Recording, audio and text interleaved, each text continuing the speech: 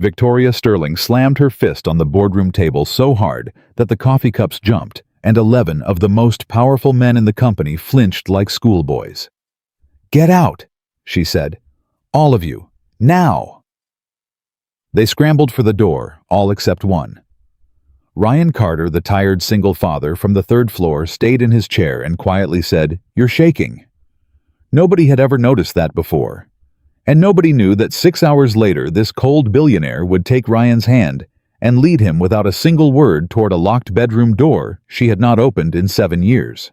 What was behind that door would change both their lives forever. Before we begin, comment below and tell me what city you're watching from, so I can see how far this story travels. And if you believe two broken people can still find each other, subscribe and follow the channel now, because you won't want to miss how this ends. Ryan Carter woke up at 4:47 in the morning, 13 minutes before his alarm, the way he had woken up every morning for the last 4 years. He didn't reach for the alarm. He reached for the empty side of the bed the way a man reaches for a step that isn't there, and his hand landed flat on the cold sheet, and he pulled it back the way he always did. Then he lay in the dark and counted the ceiling tiles he couldn't see, and he told himself the same thing he told himself every morning. "Get up, Ryan. She needs you up." She was Emma, 7 years old, down the hall asleep with one arm hanging off the mattress and a stuffed rabbit named Mr. Buttons under her chin, the same rabbit her mother had given her before her mother stopped being able to give anyone anything. Ryan got up. He didn't turn on the big light because the big light hurt his eyes and made the apartment look as small as it actually was. He used the little light over the stove. He put water on. He cracked 2 eggs into a bowl and beat them with a fork. And while he beat them, he listened to the building wake up around him, the pipes knocking the neighbor above, running his shower a truck downshifting somewhere out on the avenue. He was 35 years old, and he could count on one hand the number of people who knew the truth about his life. The truth was this: Ryan Carter was drowning, and he was very, very good at smiling while he did it. "Daddy!" He turned. Emma was standing in the kitchen doorway, in her dinosaur pajamas, her hair a wild brown cloud, rubbing one eye with her fist. "Hey, Bug," he said. "You're up early." "I heard the eggs." "You heard the eggs?" He laughed low so he wouldn't wake anybody through the thin walls. "You've got ears like a bat." "Bats are blind." "Bats are not blind, that's a myth, come sit down." She climbed onto the stool at the counter, and he slid the plate in front of her, and for 1 minute, one whole minute, everything in Ryan Carter's world was exactly the way it should be. His daughter eating eggs, the little light over the stove, the gray edge of morning coming up in the window. Then Emma said, "Is today the day you get the money?" Ryan stopped wiping the counter. "What money, baby?" "The money you talked about on the phone. To Grandma. You said if you got it we could stay." Ryan set down the rag. He came around the counter and crouched so he was eye level with her, the way his own father had never once done with him. "Emma, look at me. You don't ever have to worry about grown-up money. That's my job. Worrying about that is my whole entire job. Okay? Your job is eggs and school and being 7. Deal." "Deal." She chewed, then small. "But are we going to have to move again?" And there it was. The thing that lived in Ryan's chest like a second heartbeat. The thing that never fully went to sleep. They had moved twice in 4 years. Once when the medical bills came in and swallowed the house. Once when the first apartment got too expensive, after the hospital sent the second round of bills, the ones that came after his wife was already gone, the ones addressed to a woman who no longer existed. Ryan had learned that grief does not stop the mail. "We're not moving," he said. "Not this time. I promise you." He had no business making that promise. He knew it the second it left his mouth, but he made it anyway because that's what you do.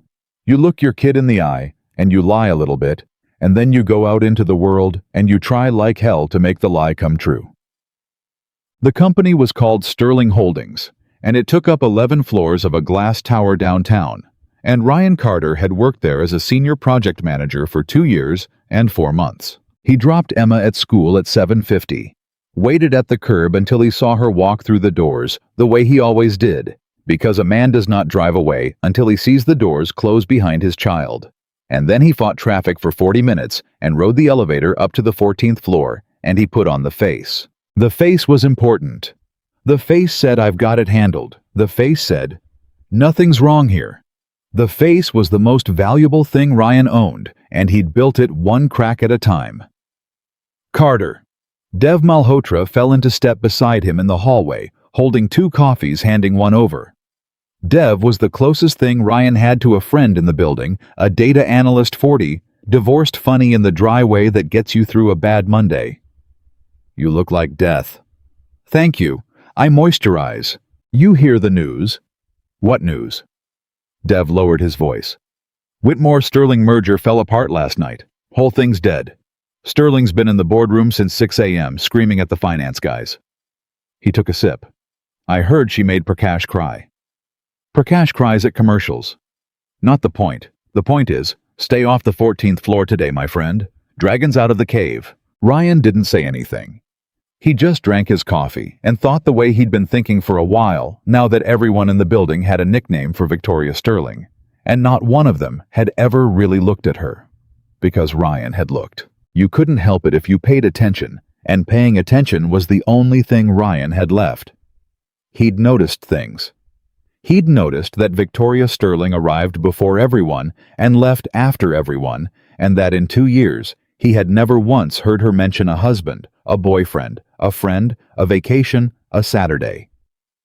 He'd noticed that she never ate lunch with anyone. He'd noticed that on certain days, he couldn't figure out the pattern of them. She came in with her eyes red-rimmed and her voice a half-tone lower, and on those days, she was crueler than usual, and everyone hated her a little more, and nobody once asked if she was all right. He'd noticed that her office light was on at 9, 10, 11 at night, long after the cleaners had come and gone.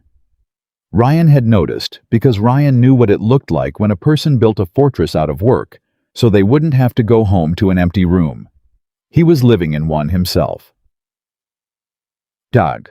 At 11:20 that morning, Ryan got the email that started it. It came from HR. Subject line, "Confidential, please review." He opened it, and his coffee turned to acid in his stomach. Restructuring. Cost reduction. The project management division was being consolidated. Effective end of Q4 senior positions were being eliminated. His name was on the list. Ryan read it 3 times. Then he sat very still, and he did the math he had already done 100 times in his head. And the math was the same as it always was. Rent. Emma's after-school program. The last of the medical debt he was still paying down at $58 a month, a payment he'd never once missed, because missing it felt like abandoning her all over again. Groceries, the car payment, the health insurance that ran through this job, the health insurance that covered Emma's asthma inhaler, which cost without insurance more than he could say out loud without his hands going cold. 6 weeks. He had 6 weeks. "Carter." A voice behind him. He turned. It was Marcus Webb, the finance director, one of the 11 men who'd been in the boardroom that morning, a man with a golf tan and a handshake like a wet towel. "You get the email." "I got the email." "Rough break." Webb didn't sound like he thought it was a rough break. "Listen, between us, the list isn't final. Sterling signs off end of the week. If you were smart, you'd make yourself real useful the next few days. Somebody in your spot with a kid at home." He clicked his tongue. "I'd be kissing some ring is all I'm saying." And he walked off, and Ryan sat there with his hands flat on his desk, breathing. Kissing some ring. Ryan Carter had never kissed a ring in his life. He'd never asked anyone for anything. He'd sold his wife's car himself in the parking lot of a diner to a stranger with cash, rather than tell his own mother he needed help. He'd worn the same 3 suits for 2 years. He'd eaten dinner as not hungry more nights than he'd admit so Emma wouldn't go without seconds. Pride was the last thing he had that hadn't been taken from him. But pride doesn't fill an inhaler. The rest of the day, Ryan did what he always did. He worked. He worked because working was the only thing that turned the noise in his head down to a manageable volume. He cleared his queue. He answered 40 emails.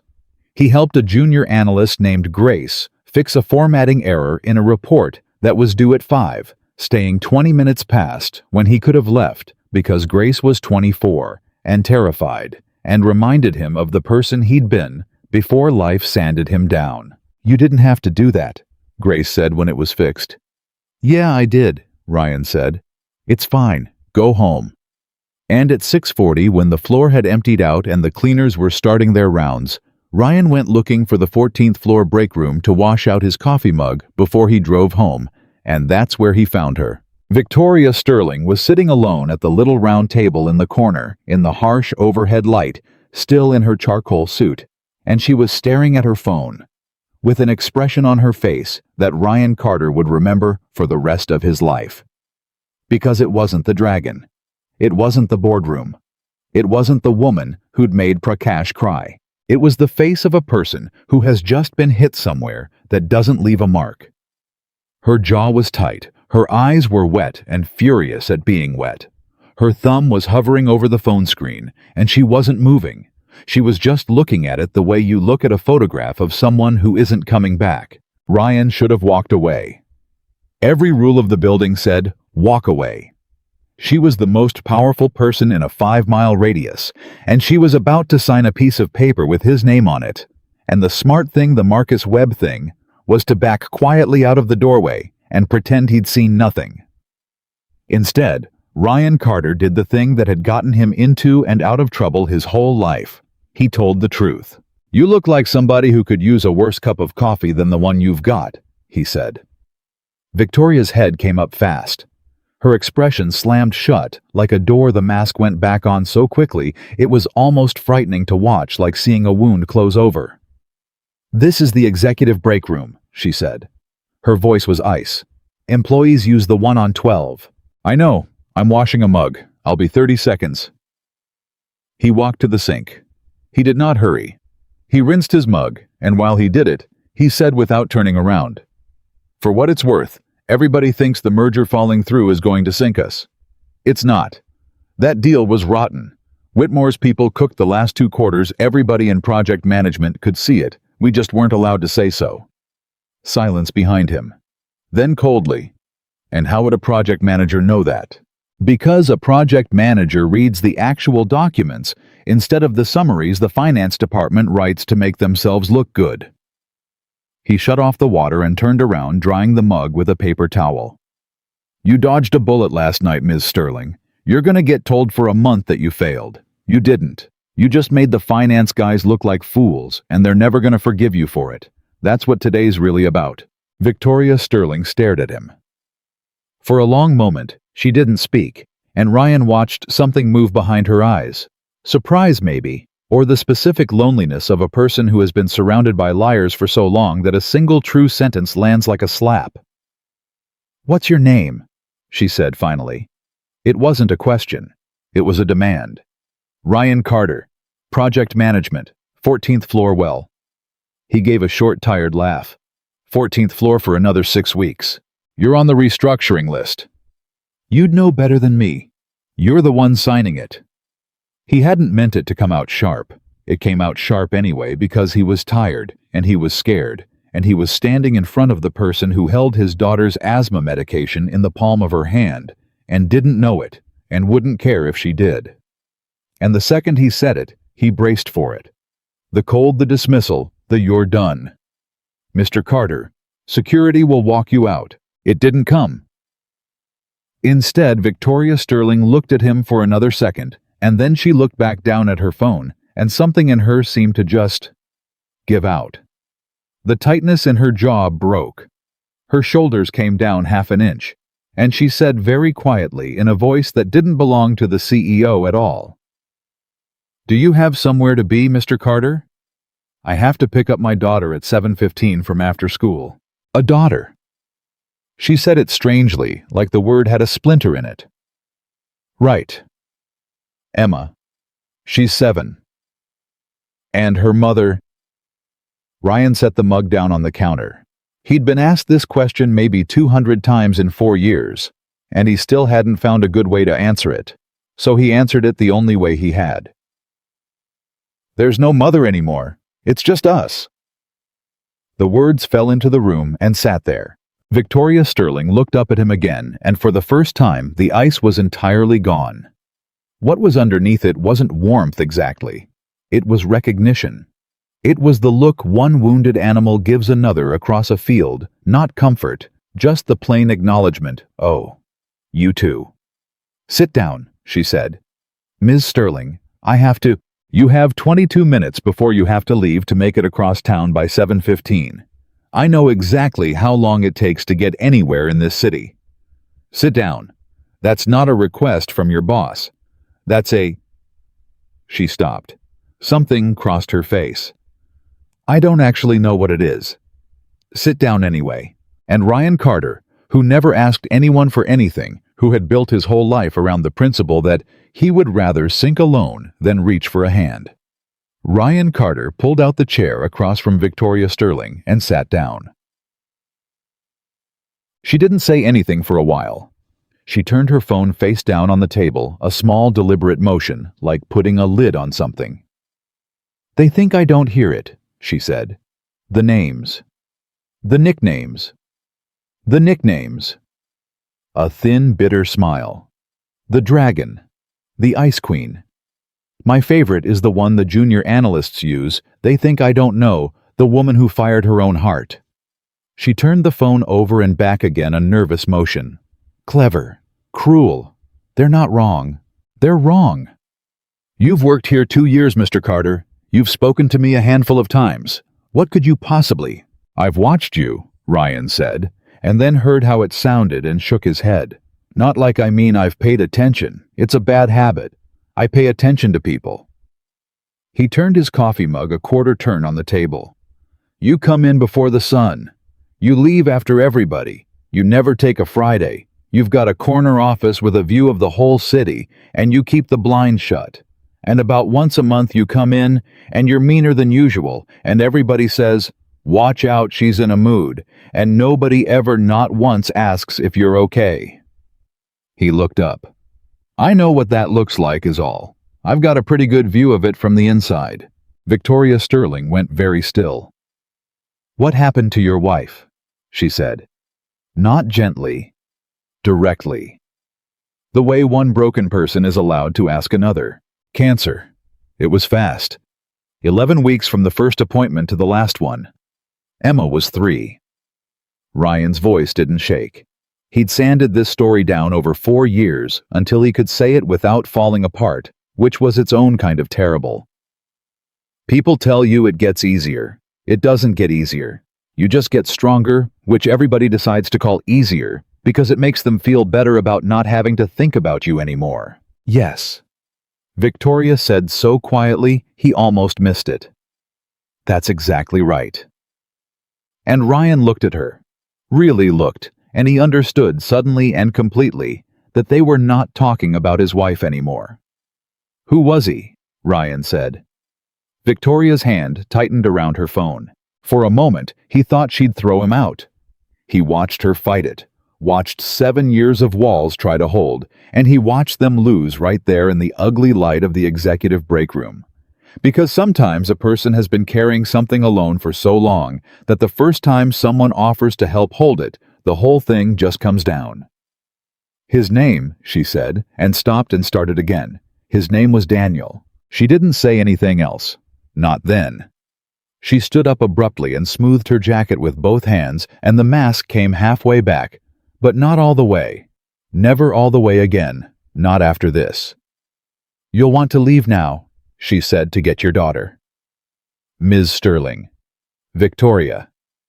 She said it looking at the window at her own reflection over the dark city. "In this room at this hour when it's just you can call me Victoria." Ryan stood. He picked up his mug. He got to the door and then he stopped, because there was one more thing, and he was a man who'd learned that you don't leave the important thing unsaid because you never know if you'll get the chance again. He'd learned that in a hospital hallway. He'd learned it the hard way. "The restructuring list," he said. "I'm not asking you to take my name off it. I want to be clear about that. I've never asked anybody for anything in my life, and I'm not going to start by begging my boss for my job in a break room." He took a breath. But I've got a 7-year-old with asthma, and this job is her medicine. So I'm just gonna say whatever the number is that division needs to cut, I can find it for you somewhere that isn't for people's families. Give me a week. I'll find you a better answer than the one finance handed you. That's not begging. That's me doing my job." He nodded once. "Good night, Victoria." And he walked out. He didn't see her face after he said it. If he had, he might have understood sooner what was coming. Because Victoria Sterling stood alone in that break room for a long time after the door closed, and for the first time in 7 years, she pressed the heel of her hand hard against her mouth and she cried not the furious private tears of the morning, but something older, something she thought she'd used up a long time ago, because Daniel had talked like that. Daniel had been the last person alive who'd looked at her and seen a person instead of a bank account. And she had spent 7 years making absolutely certain no one ever got close enough to do it again. And now some exhausted single father from the 14th floor had walked into her break room and done it in under 20 minutes, and she didn't know whether she wanted to promote him or run for her life. Ryan picked Emma up at 7:16, 1 minute late. He apologized to the teacher twice. "You're weird tonight," Emma announced from the back seat, kicking her heels against the base of her booster. "Your face is doing the thing." "What thing?" "The thinking thing. You always do it when it's about money." She was 7, and she saw everything that was the curse and the miracle of her. "Are we still not moving?" "We're still not moving." He caught her eyes in the mirror. "Emma, I met somebody today. At work." "A friend?" Ryan thought about the woman in the break room. The mask that had cracked. The name Daniel that had cost her so much to say. The look of two people recognizing the same wound across a table. "I don't know what she is yet," he said honestly. "But I think maybe she's as lonely as we used to be." "Used to be?" Emma frowned in the mirror. "Daddy, we're still lonely." And Ryan Carter driving his daughter home through the dark city with his job hanging by a thread and his wife 4 years in the ground and $58 going out the door for the medical debt at the end of the month, had to stop at a red light and put his hand over his own mouth so his little girl wouldn't hear the sound he made. Because she was right. She was completely right. And he'd gotten so good at pretending otherwise that he'd almost fooled himself. The next morning there was a note on Ryan's desk. Not an email. A note. Handwritten on the heavy cream-colored stationery that only came from one office in the building, folded once, with his name on the front in a hard, elegant script. His coworkers were already whispering.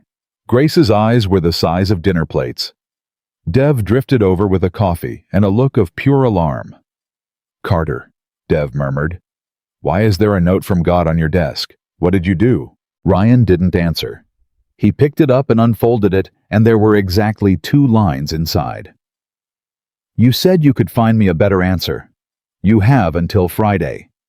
VSPS.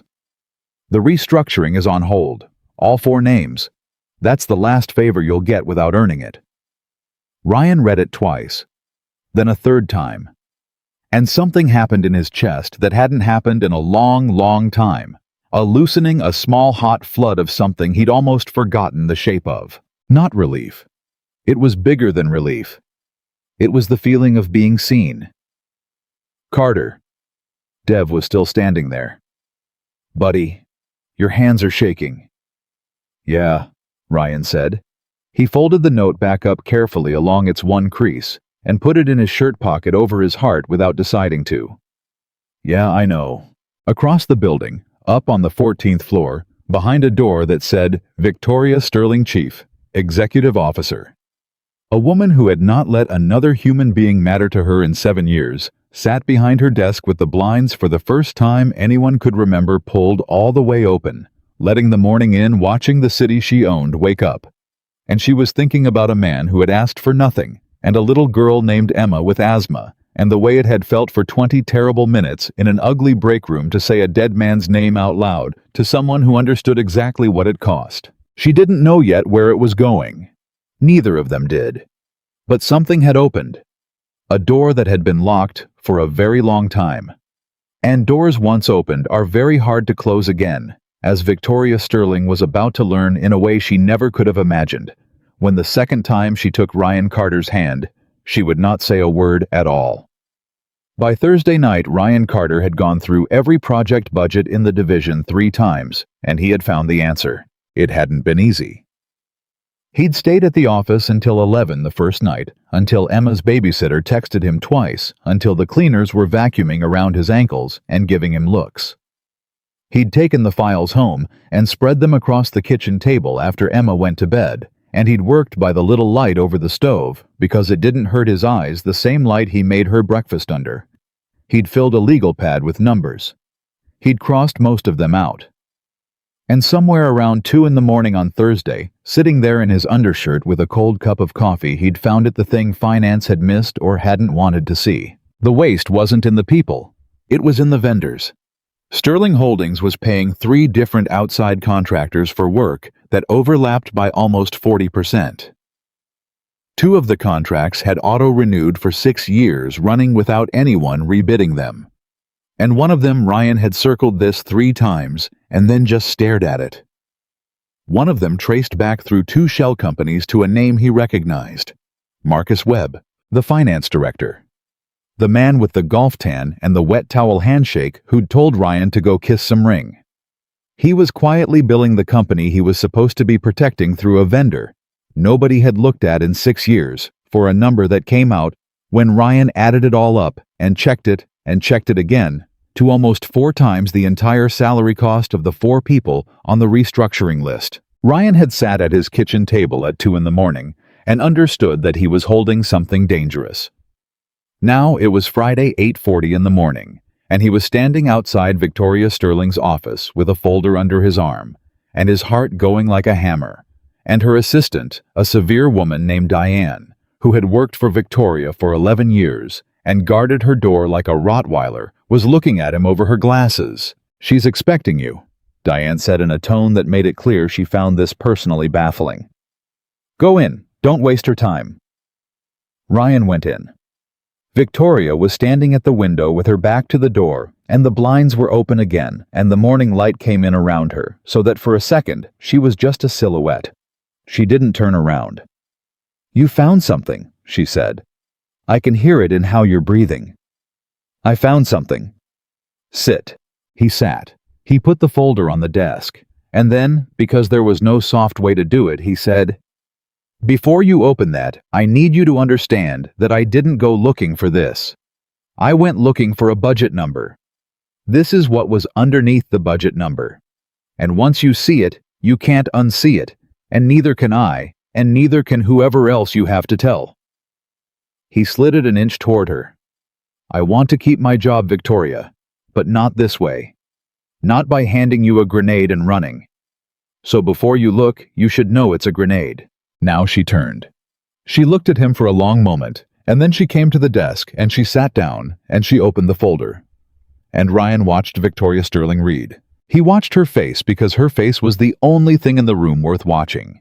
She read the first page, and her expression didn't change. She read the second page, and something tightened at the corner of her mouth. She got to the third page, the page with the shell companies, the page with the name, and she went absolutely completely still, the way a person goes still when the floor they've been standing on turns out to be ice. "Marcus," she said. Flat. No inflection at all. "Marcus," Ryan confirmed. She kept reading. She read all of it every page, and she didn't rush, and she didn't skip. When she was done, she closed the folder and set her hand flat on top of it, and she looked at the wall for a moment, and then she started to laugh.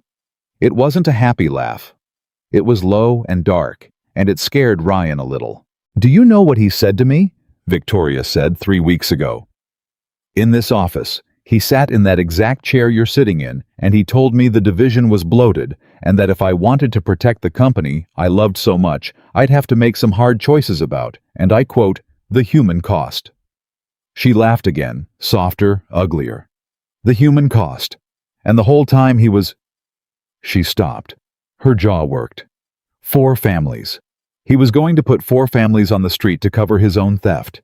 And he was going to make me sign it so that if it ever came out, my name would be on the paper. Yeah. Ryan said quietly. That's about the size of it. Victoria Sterling stood up. She walked to the window. She stood there for a long moment, with her back to him again, and when she spoke, her voice had changed. It had gone quiet and precise, and very, very cold, and Ryan understood that he was hearing the actual thing. Now. The thing the nicknames were reaching for and missing. Not cruelty. Something much more focused than cruelty. Mr. Carter? Ryan? She turned around. I need to ask you something, and I need you to think about your answer because it matters. Who else knows about this? Nobody. I built it myself. It's not in any system. That legal pad is in my bag, and these are the only copies. Your friend, the analyst, Malhotra. Ryan's stomach dropped a little that she knew Dev's name. Dev doesn't know anything. I didn't tell him. I didn't tell anybody. Good. She nodded slowly. That's good. Because if this leaks before I'm ready, Marcus lawyers up the shells get scrubbed and it turns into my word against his in a way that costs me 2 years and a great deal of money, and he probably still walks. But if it stays quiet until Monday. A thin, terrible smile crossed her face. Until Monday when the board meets, and I put this folder on the table in front of 11 people who spent all week telling me I failed at the merger. Then Marcus Webb doesn't just lose his job. He loses everything. She sat back down. She laced her fingers together. I want you to understand what you've done, Ryan. You didn't save your job. You saved something much larger, and you handed it to me at the exact moment I needed it most. I've been the villain in this building story for a week. You just gave me the ending back. Ryan didn't know what to say to that, so he said the thing that was actually on his mind. The 4 names, he said. The restructuring. Gone? Victoria said. Permanently. There's no restructuring. There never needed to be one. The savings Marcus said we needed. She tapped the folder. It was here the whole time, in his pocket. She looked at him. Your friends keep their jobs. You keep yours. That was never really in question after Wednesday, but now it's real, and now it's clean. Ryan let out a breath he felt like he'd been holding since 2 in the morning. Thank you, he said. Don't thank me. You did this. I just get to sign it. And then, unexpectedly, she added quietly, Daniel would have liked you. The name again. Daniel. It landed in the room the way it had in the break room with weight, and this time Ryan didn't step around it. You said his name, Ryan said carefully. Wednesday. In the break room. You said it like it cost you something. Victoria's face did something complicated. She looked down at her hands. It's 9 o'clock on a Friday, and I have a board to prepare for, she said. This isn't the time. Okay? But. She stopped. She looked at the folder. She looked at the window. And then she looked at Ryan Carter, and something in her seemed to make a decision she'd been circling for 2 days. Do you have plans tonight? After your daughter's asleep? Ryan blinked. My babysitter can stay till 9, but that's money's tight. I don't usually. I'll pay the babysitter. I'll pay her for a week. She said it fast and then heard herself, and a flush of something almost like embarrassment crossed her face. The powerful woman fumbling a simple human offer badly out of practice. That came out like a transaction. I don't mean it as a transaction. I mean. She stopped. She started over, and her voice was smaller.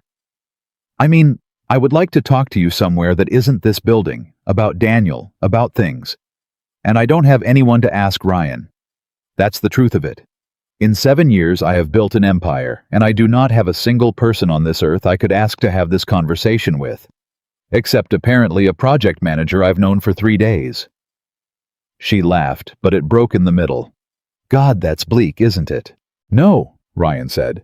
It's not bleak, it's just lonely. I know the difference. I live in the difference. They looked at each other. My place, Victoria said finally. Tonight, 9 o'clock. I'll text you the address. Diane will get your number.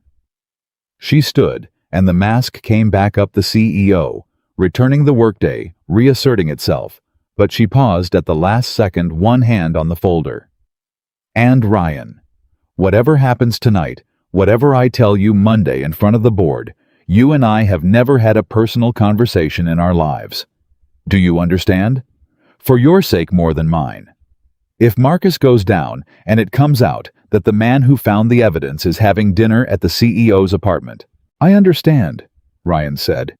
"I've got a kid. I understand better than anybody how it looks." "Yes." Something softened in her. "I imagine you do." Send. He almost didn't go. He stood in his apartment at 8:30 that night with Emma finally asleep, and the babysitter, Mrs. Okafor from 2 doors down, settled on the couch with her knitting and a paid week's promise. And Ryan looked at the address on his phone and thought, this is a mistake. She was his boss. She was a billionaire. He was a widower with a kid and $40 in checking until payday, and a wife in the ground, and whatever this was, it could only end in one of 2 ways. Both of them bad. Either it was nothing, in which case he was humiliating himself, or it was something in which case he was risking the one job that kept his daughter breathing on the whims of a woman the whole building called the Ice Queen. He went anyway. He went because of the way she'd said, "I don't have anyone to ask." He went because he knew that sentence from the inside. He went because 4 years ago, he'd stood in a hospital hallway and learned that the things you don't do, the words you don't say, the doors you don't walk through, those are the things that haunt you, not the risks you take. The regrets that had teeth were always the ones about the moments he'd been too scared to move. So he drove across town, and he gave his name to a doorman in a building where the lobby alone was worth more than everything Ryan had ever owned, and he rode a private elevator up and up and up. Victoria opened the door herself. She wasn't in the suit. That was the first thing he noticed, and it did something to him he wasn't prepared for. She was in dark slacks and a soft gray sweater. No shoes, and her hair was down, and without the armor she looked younger and more tired and more real. And Ryan stood in the hallway for a second, just adjusting to it the way your eyes adjust coming out of a dark theater into daylight. "You came," she said. She sounded surprised. "I genuinely wasn't sure you would. I almost didn't." "That's honest. You said you wanted honest. I only really know how to do the one thing." She stepped back to let him in, and Ryan walked into the apartment, and he stopped. He'd expected luxury. He'd braced for it, the marble, the art, the cold, expensive perfection that would remind him exactly how far apart their worlds were. And there was some of that, sure, in the bones of the place. But that wasn't what stopped him. What stopped him was that the apartment was empty. Not empty of furniture. Empty of life. There were no photographs on the walls. No mail on the counter. No coat thrown over a chair. No shoes by the door, but her own. No coffee mug in the sink. No plant. No clutter. No evidence that a human being actually lived here, instead of just sleeping here, between the hours she couldn't be at the office. It was the apartment of someone who had stopped years ago expecting anyone to ever come over. It looked, Ryan thought, exactly the way the empty side of his own bed felt. "You can say it," Victoria said, watching his face. "Everyone thinks it. They just don't come up here to see it. It's not." Ryan stopped. "How long have you lived here?" 6 years. 6 years? He turned in a slow circle. "Victoria, there's nothing here. There's me here." She said it lightly, but it didn't come out light. She moved past him toward the kitchen. "I have wine. I actually don't know what I have. I had groceries delivered this afternoon in a small panic because I realized I couldn't remember the last time I had a guest. I bought cheese. I don't even like cheese. I panicked and bought cheese like a person in a movie." She was talking too fast. She stopped herself, gripped the edge of the counter, and laughed at herself, and this time it was real. "I'm nervous. Isn't that ridiculous? I sat across from 11 men this morning who wanted my job and I wasn't nervous, and I'm standing in my own kitchen and I'm nervous." "I'm nervous too," Ryan said. "If it helps?" "It helps a little." He came and sat at the counter the way Emma sat at his counter every morning, and Victoria poured 2 glasses of wine with hands that weren't quite steady, and for a minute neither of them said anything, and it wasn't comfortable, but it wasn't unbearable either. It was 2 people who'd forgotten how to do this, both remembering at the same time that they'd once known. "Tell me about him," Ryan said, and Victoria Sterling put down her wine and she told him. "His name was Daniel Whitmore," she said, and Ryan's whole body went cold. "Whitmore," he said. "The merger, Whitmore Sterling. The deal that fell through Wednesday was with his family's company, yes." She turned her glass slowly on the counter. "That's the part nobody knows. That's the part that made this week you have no idea, Ryan. When that deal came across my desk 8 months ago and I saw the name Whitmore on it, I nearly threw up in my own boardroom. I pursued it anyway. For 8 months, I sat in rooms with his father and his brothers, and I negotiated, and I smiled, and I pretended I'd never that I didn't." Her voice caught. She pressed on. "And Wednesday it fell apart, and everyone thought I was upset because I lost a merger. I wasn't upset because I lost a merger. I was upset because for 8 months having that deal alive meant I still had a reason to say his family's name out loud. And now I don't. Now it's really over. All of it." Ryan didn't touch his wine, he just listened. "We met when I was 26, she said. "Before the company was anything. Before I was anything. I was working 18-hour days trying to build Sterling out of nothing. And I was so hard. Ryan, even then, I'd already decided the world was a thing you conquered, not a thing you lived in. And Daniel..." She smiled, and it was the first real smile Ryan had ever seen on her, and it transformed her face completely. "Daniel thought that was hilarious. He thought I was hilarious. He was the only person who was never once impressed by me, and never once afraid of me, and it made me insane, and then it made me..." She stopped. "He used to leave me notes, little ones. I'd find them in my coat pocket in my briefcase folded into my day planner. Just nonsense. 'You forgot to eat lunch, didn't you? The woman at the coffee cart says hi. Stop working, come home, I made the bad pasta you like.'" Her eyes were wet now, but she wasn't fighting it anymore. 7 years and I still find them sometimes. In old coats, in books. I found one last spring in a jacket I hadn't worn since, and I sat on the floor of my closet for 2 hours, Ryan. 2 hours. Reading 4 words in his handwriting. What did it say? Ryan asked, softly. It said, "Proud of you always." Victoria wiped her face with the back of her hand, brusque, almost angry at the tears. "We were engaged. We were going to be married that October. And in July he had a headache that wouldn't go away, and in August they found the tumor, and by the time the leaves changed, he was..." She stopped. She looked at Ryan, and something passed between them, a terrible recognition, because he knew this story. He knew it in his bones. He'd lived the other half of it. 11 weeks, Ryan said quietly. "You said, by the time the leaves changed. How long from the first appointment?" 10 weeks. 10 weeks and 4 days. "Mine was 11 weeks, Ryan said. "First appointment to the funeral. 11 weeks. They sat with that. 2 people who had each been handed by 2 different doctors in 2 different cities, years apart. The exact same impossible arithmetic, the sudden violent shortness of it, the way it doesn't give you time to prepare, the way you're still arguing with the diagnosis when the person's already gone. How did you..." Victoria started and stopped. "You have a daughter. You had to keep going. You had a 3-year-old, and you had to just keep being a person. How..." "I didn't have a choice," Ryan said. "That's the honest answer. That's the whole answer. Emma needed breakfast the next morning. She needed breakfast the morning after the funeral. She didn't understand where Mommy went, and she needed somebody to pour the cereal, and it turned out the somebody was me, and it turned out you can pour cereal while you're falling apart. You can do almost anything while you're falling apart, it turns out. That's the thing nobody tells you. You think grief is going to stop the world, and it doesn't stop anything. The mail comes, the rent's due, the kid needs breakfast." He turned his glass. "You buried yourself in a company. I buried myself in a lunchbox. Same instinct. You just had more money to do it with." Victoria laughed a real startled, wet laugh. "A lunchbox. I make a hell of a lunch. Ask anybody. I bet you do." She wiped her eyes again. I bet you're a wonderful father, Ryan. That's the thing I keep since Wednesday, since the break room. I keep thinking about it. You've got this. You've got a whole person at home who needs you and depends on you.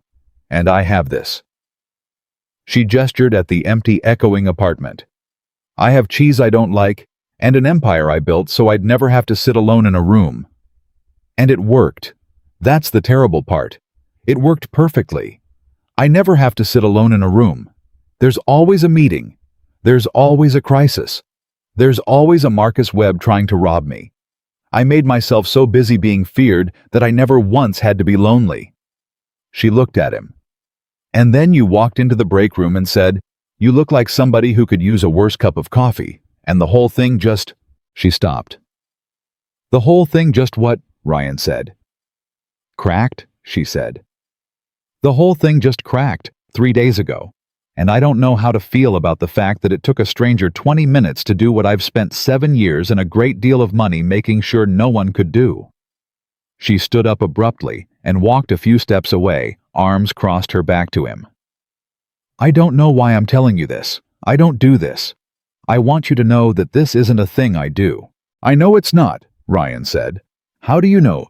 Because you bought cheese, he said. People who do this all the time don't panic buy cheese. She turned around, and she was almost smiling and almost crying, and she looked at him for a long moment across the empty apartment. You're not what I expected, Ryan Carter, she said. Yeah, well. He gave a small, tired shrug. Nobody ever expects the sad guy from the 14th floor to be much of anything. It's kind of my superpower. Nobody looks twice. I'm looking twice. The words landed in the quiet apartment, and they both heard them land, and something shifted in the air. Not romantic, not yet. It was too raw and too new for that, but something. A door easing open a little further. Two people standing in the wreckage of two identical griefs, discovering that the wreckage had the same floor plan. Ryan set down his wine. Can I tell you something? He said, that I've never told anybody. Victoria came back to the counter. She sat down across from him. She nodded. I'm scared all the time, Ryan said. Not scared of one thing. Scared of everything constantly in the background like a hum. I'm scared of the money running out. I'm scared Emma's gonna get really sick and I'm gonna be alone in a hospital again. I'm scared she's gonna grow up and not remember her mother, and it's gonna be my fault for not keeping her alive enough somehow in the stories in the... I don't know. He shook his head. But you want to know the thing I'm most scared of.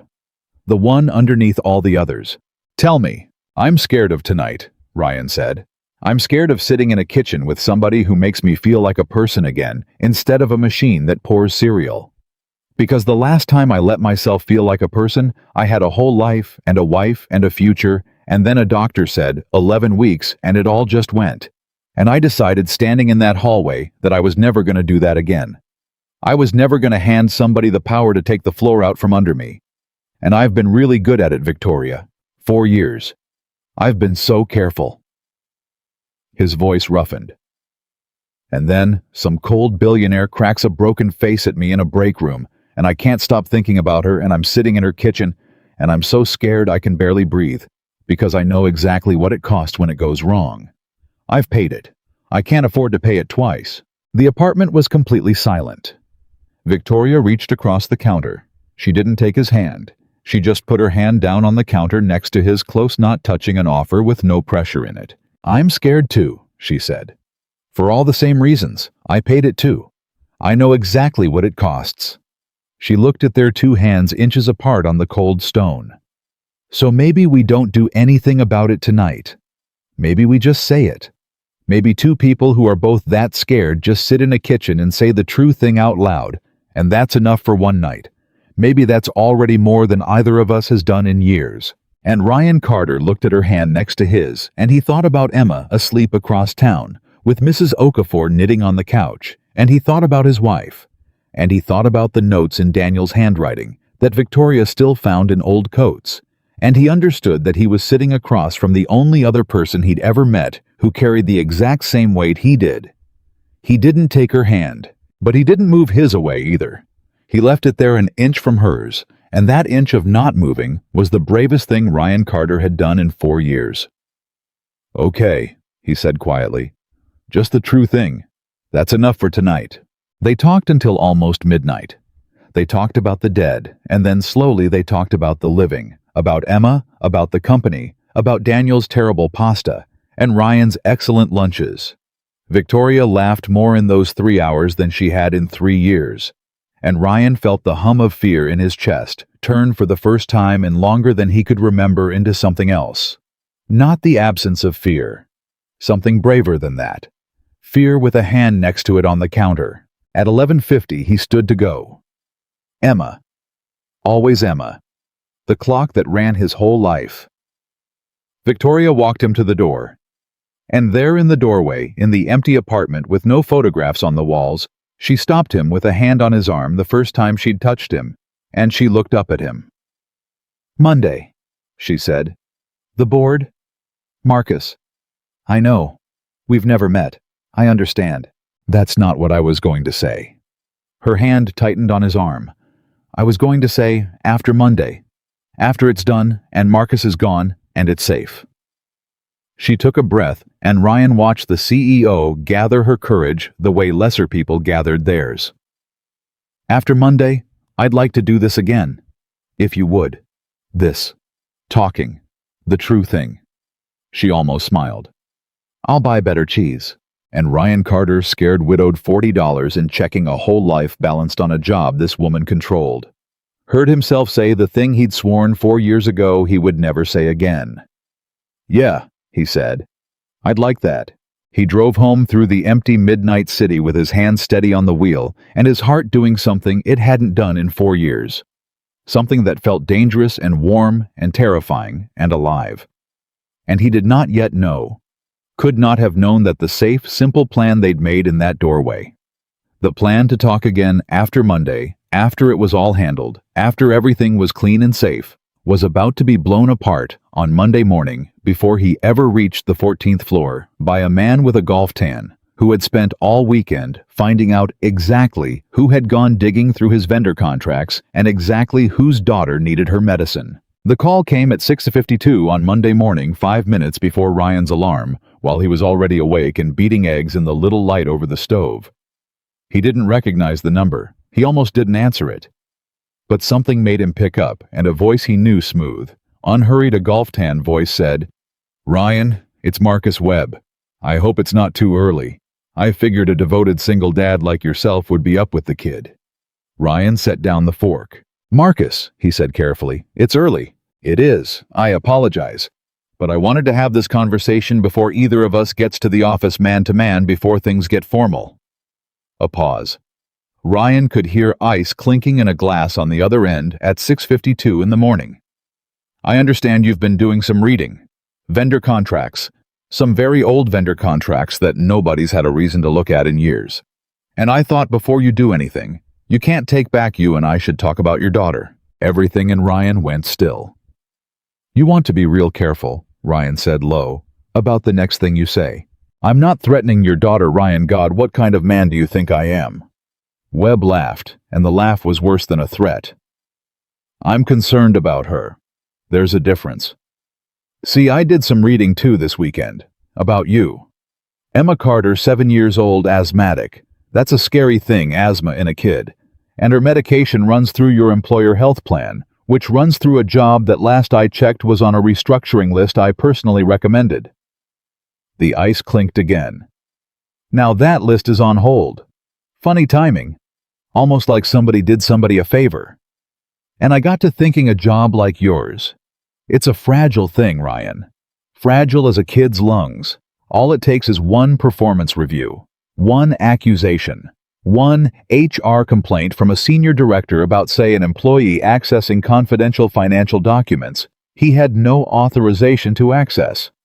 Which, by the way, is exactly what you did, isn't it? You weren't authorized to be in those vendor contracts. That's a fireable offense. That's a walk-you-out-by-lunch offense." A pause, letting it land. "So here's my concern for your little girl. If you walk into that boardroom this morning and hand Victoria Sterling whatever it is you think you found, you don't just lose your job. You lose it for cause. No severance. No cobra. I can't quietly kill. No health plan. And that inhaler, Ryan. The voice went soft, almost gentle, which was the most frightening part. That inhaler gets very, very expensive for a man with $40 in his checking account. Ryan gripped the edge of the counter. How do you know how much is in my checking account? He said. I'm the finance director's son. I know things. A pause. Here's what happens now. You go to the office. You take whatever you found, and you delete it, and you lose the folder. And when Sterling asks you if you found any savings in the division, you tell her no. You look, there's nothing there. We'll have to cut the 4 heads after all. And in exchange, your name comes off that list. I'll see to it personally, and your daughter keeps breathing. Everybody wins. It's just business, Ryan. It's just numbers. You're a numbers guy. You understand. Daddy? Ryan turned. Emma was in the doorway in her dinosaur pajamas, Mr. Buttons under her arm, rubbing one eye. You're doing the face, she said sleepily. The money face. Ryan looked at his daughter, and then he spoke into the phone, and his voice was very calm. Marcus, he said, I'm gonna go make my daughter's breakfast now, and then I'm gonna take her to school, and then I'm gonna come to the office. He paused. You have a good morning. And he hung up. His hands were shaking. He set the phone down carefully so Emma wouldn't see, and he came around the counter and he crouched down to her level. Was that a bad phone call? Emma asked. It was a work phone call, Ryan said. Grown-up money stuff, not your job to worry about, remember? Your face was scared. Ryan looked at her, this small person with her mother's stubborn chin and her mother's way of seeing straight through him, and he thought about Marcus Webb, warm and gentle on the phone at 7 in the morning, threatening a child's lungs over a glass of scotch. And something hardened in Ryan Carter's chest that had never fully hardened before. Not fear, the opposite of fear. Emma, he said, I'm going to tell you something, and I need you to remember it your whole life. Okay, she nodded, serious now. Sometimes a person's going to try to scare you into doing the wrong thing. They're going to make it sound smart. They're going to make the right thing sound dangerous and the wrong thing sound easy. And when that happens, he tucked a piece of hair behind her ear. You do the right thing anyway, even scared, especially scared. You do it scared. That's what brave actually is. It's not being scared. It's doing the right thing while you're terrified. You understand me? I think so. Good girl. He stood up. Now eat your eggs. We can't be late. He should have called Victoria. He knew that driving to school, then driving to the office. He should have warned her that Marcus knew that Marcus was making calls that the quiet weekend she'd counted on had not been quiet at all. But every time he reached for the phone, he heard Webb's voice in his head. One accusation, one HR complaint, and he understood with the cold clarity of a man who'd spent 4 years thinking about worst cases that Marcus had spent the whole weekend building his own version of the story, and that in that version, Ryan was a disgruntled employee who'd hacked confidential files, and Victoria was the CEO who'd let him into her apartment on Friday night. If Ryan called her now, and Marcus had her phone monitored, and a man who knew Ryan's checking balance could monitor a phone, then Friday night in that apartment stopped being 2 grieving people and started being evidence. So Ryan didn't call. He did the thing he'd told Emma to do. He walked into the building, and he rode the elevator up, and he did the right thing scared. He went straight to Diane. I need 5 minutes with her before the board, he said. Now, before anyone else gets up here. Diane looked at him over her glasses, and something in his face must have told her this wasn't ordinary, because for once she didn't argue. She's in the boardroom already, prepping. The board convenes at 9. She checked the clock. You have 11 minutes. Go. Ryan pushed through the boardroom doors. Victoria was standing at the head of the long table, with his folder open in front of her, and she looked up, and for a second her whole face opened with something warm. Friday night warm. And then she saw his expression, and it closed into pure alertness. What? She said. What's happened? Marcus called me this morning. 7 a.m. at home.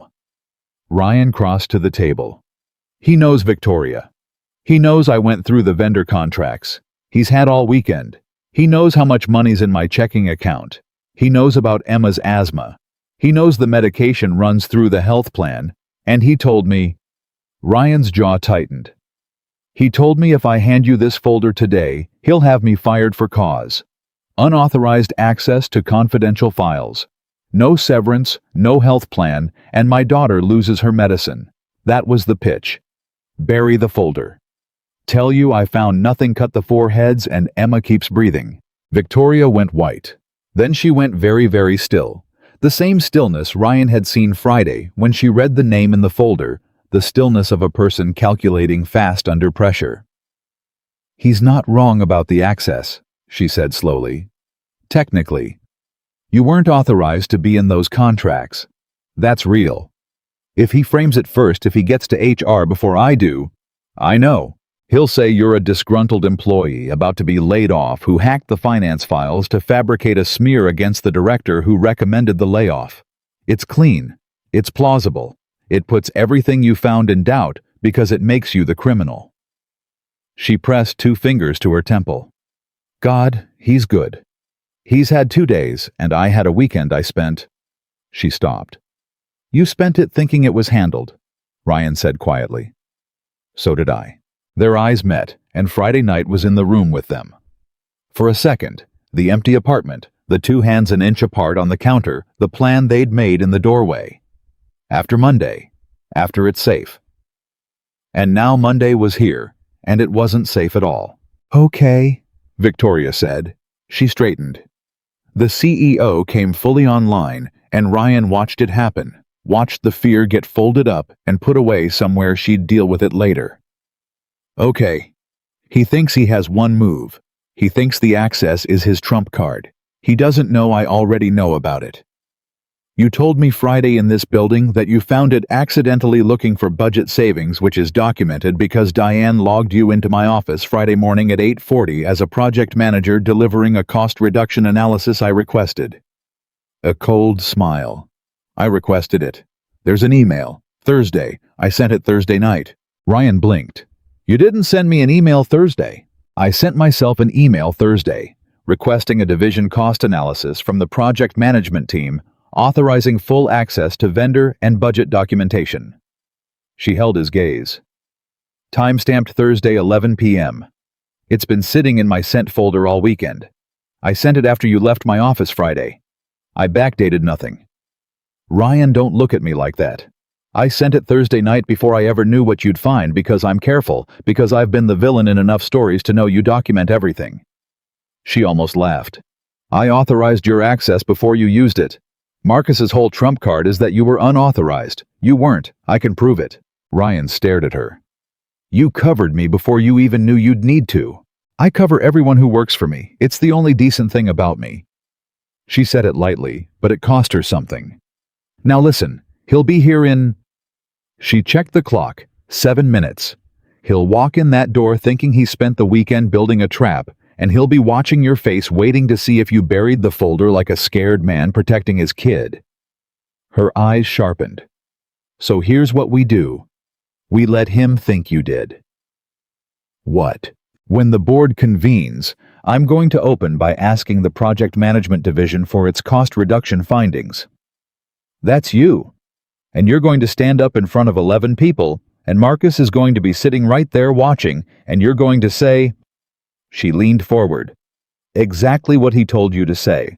You're going to say you looked and you found nothing, and the 4 positions will have to be eliminated after all. Victoria. Let him relax, she said. Let him think he won. Let him lean back in that chair with his coffee and his tan, and think he scared the sad single father into folding. And then I take the folder out. Her smile was terrible now, the focused thing under the nicknames finally aimed. And the last face Marcus Webb sees before his whole life ends is yours when he realizes the man he threatened at 7 in the morning was never scared of him at all. Ryan looked at her for a long moment. That's cold, he said. Yes. It's also.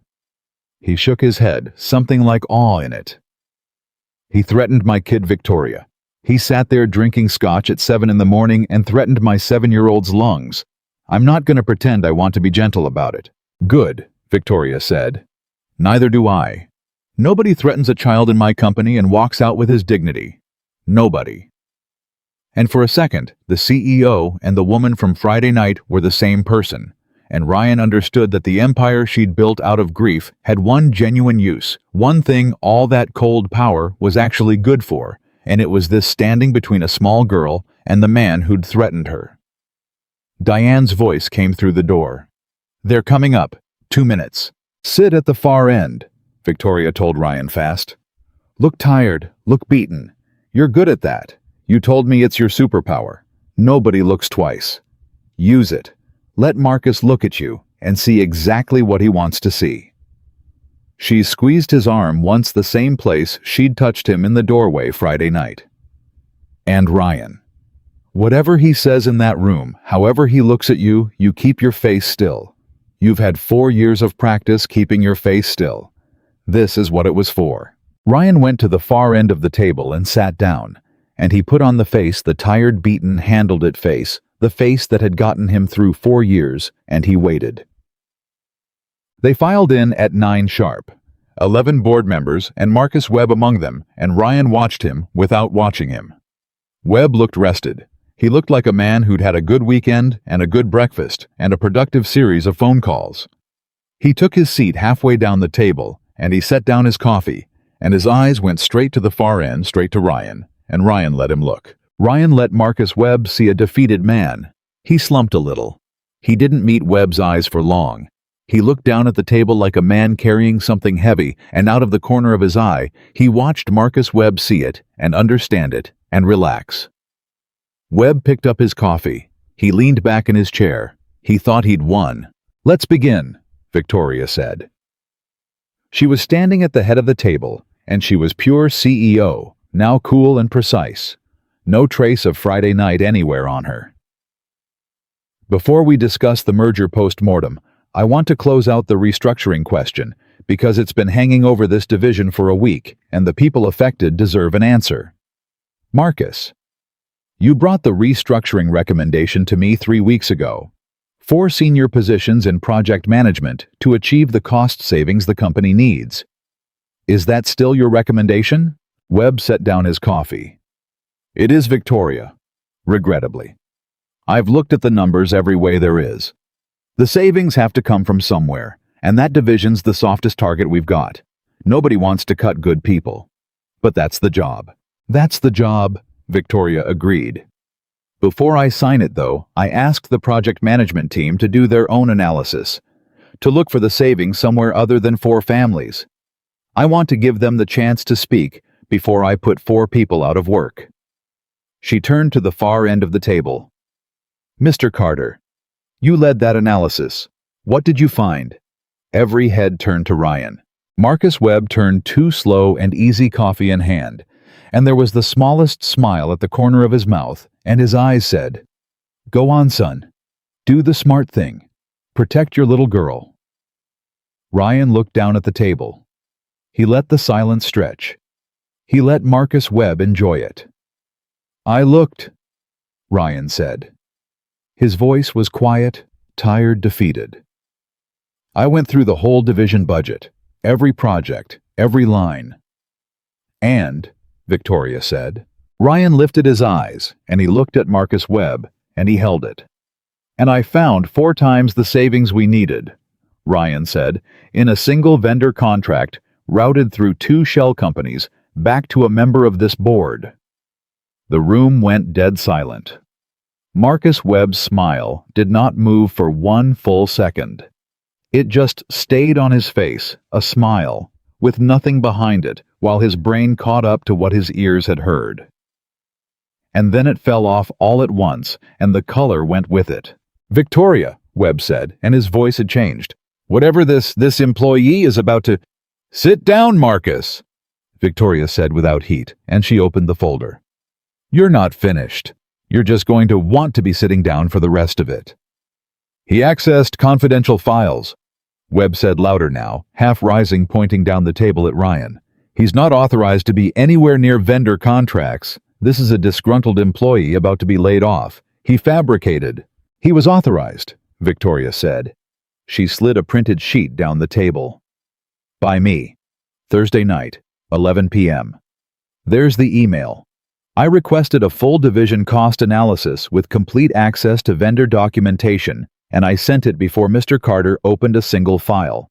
So the access is clean. She let that sit. Which means the only question left in this room is why a member of this board has been billing the company he's sworn to protect through 2 shell corporations for 6 years at almost 4 times the salary cost of the 4 people he wanted to fire to hide it. That's those contracts are legitimate vendor relationships I can explain every... Then explain this one. Victoria slid another page. Meridian Consulting, incorporated by your brother-in-law. Same address as your beach house, Marcus. You used the beach house address. Her voice was almost pitying. 6 years of theft, and you used the beach house address. Ryan found it in an afternoon.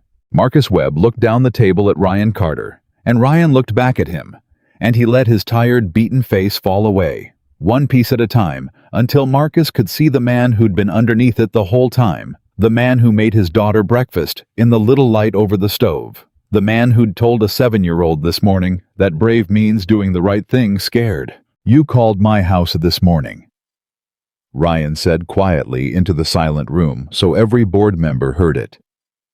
7 a.m. You told me if I brought this folder in today, you'd have me fired for cause and cut off my daughter's health insurance. My daughter has asthma, Marcus. You threatened a 7-year-old's medicine over a glass of scotch. He let that land in front of 11 people. You want to talk about a disgruntled employee? I want everybody at this table to know that the finance director of this company called a single father at 7 in the morning and threatened to take away a sick kid's inhaler to cover his own theft. That's the man asking you to believe I fabricated something. The board was staring at Marcus Webb now, all of them. And Ryan watched the thing happen that Victoria had promised. Watched Marcus Webb understand fully. And finally, that the sad man at the end of the table had never been scared of him at all. That the folded, beaten face had been bait. That he'd walked into this room congratulating himself on a trap he'd sprung on no one. Oh, you set me up, Webb said. He was looking at Victoria now, but he pointed at Ryan. The two of you. You, and how long has this been going on? You and a project manager cooking up. Careful, Victoria said, and there was iron in it. Think very carefully about what you're about to accuse me of, Marcus, in a room full of witnesses, when your own signature is on 2 shell corporations. Because I promise you, whatever story you're about to tell to save yourself the beach house address is going to make it very hard for anyone to believe. She closed the folder. You're done. Legal is already on their way up. Diane called them the moment you walked in. You can leave with your dignity, or you can leave with security. Those are the only 2 choices you have left, and they're the last 2 choices I'm ever going to offer you. Marcus Webb stood up slowly. He looked around the table at 11 faces that would not meet his eyes. He looked at Victoria, cold and immovable at the head of the table. And then he looked last at Ryan Carter, at the far end, at the exhausted single father he'd threatened at dawn, who had somehow turned out to be the one who ended him. You should have taken the deal, Webb said low just to Ryan. You had $40 and a sick kid. You should have folded. Any smart man would have folded. Ryan met his eyes. That's the difference between us, Marcus, he said. You think $40 and a sick kid makes a man fold. It's the only thing that ever made me stand up. Marcus Webb had no answer for that. He walked out of the boardroom, and 2 lawyers were waiting for him in the hall, and the door swung shut behind them, and it was over. For a moment, no one in the room spoke.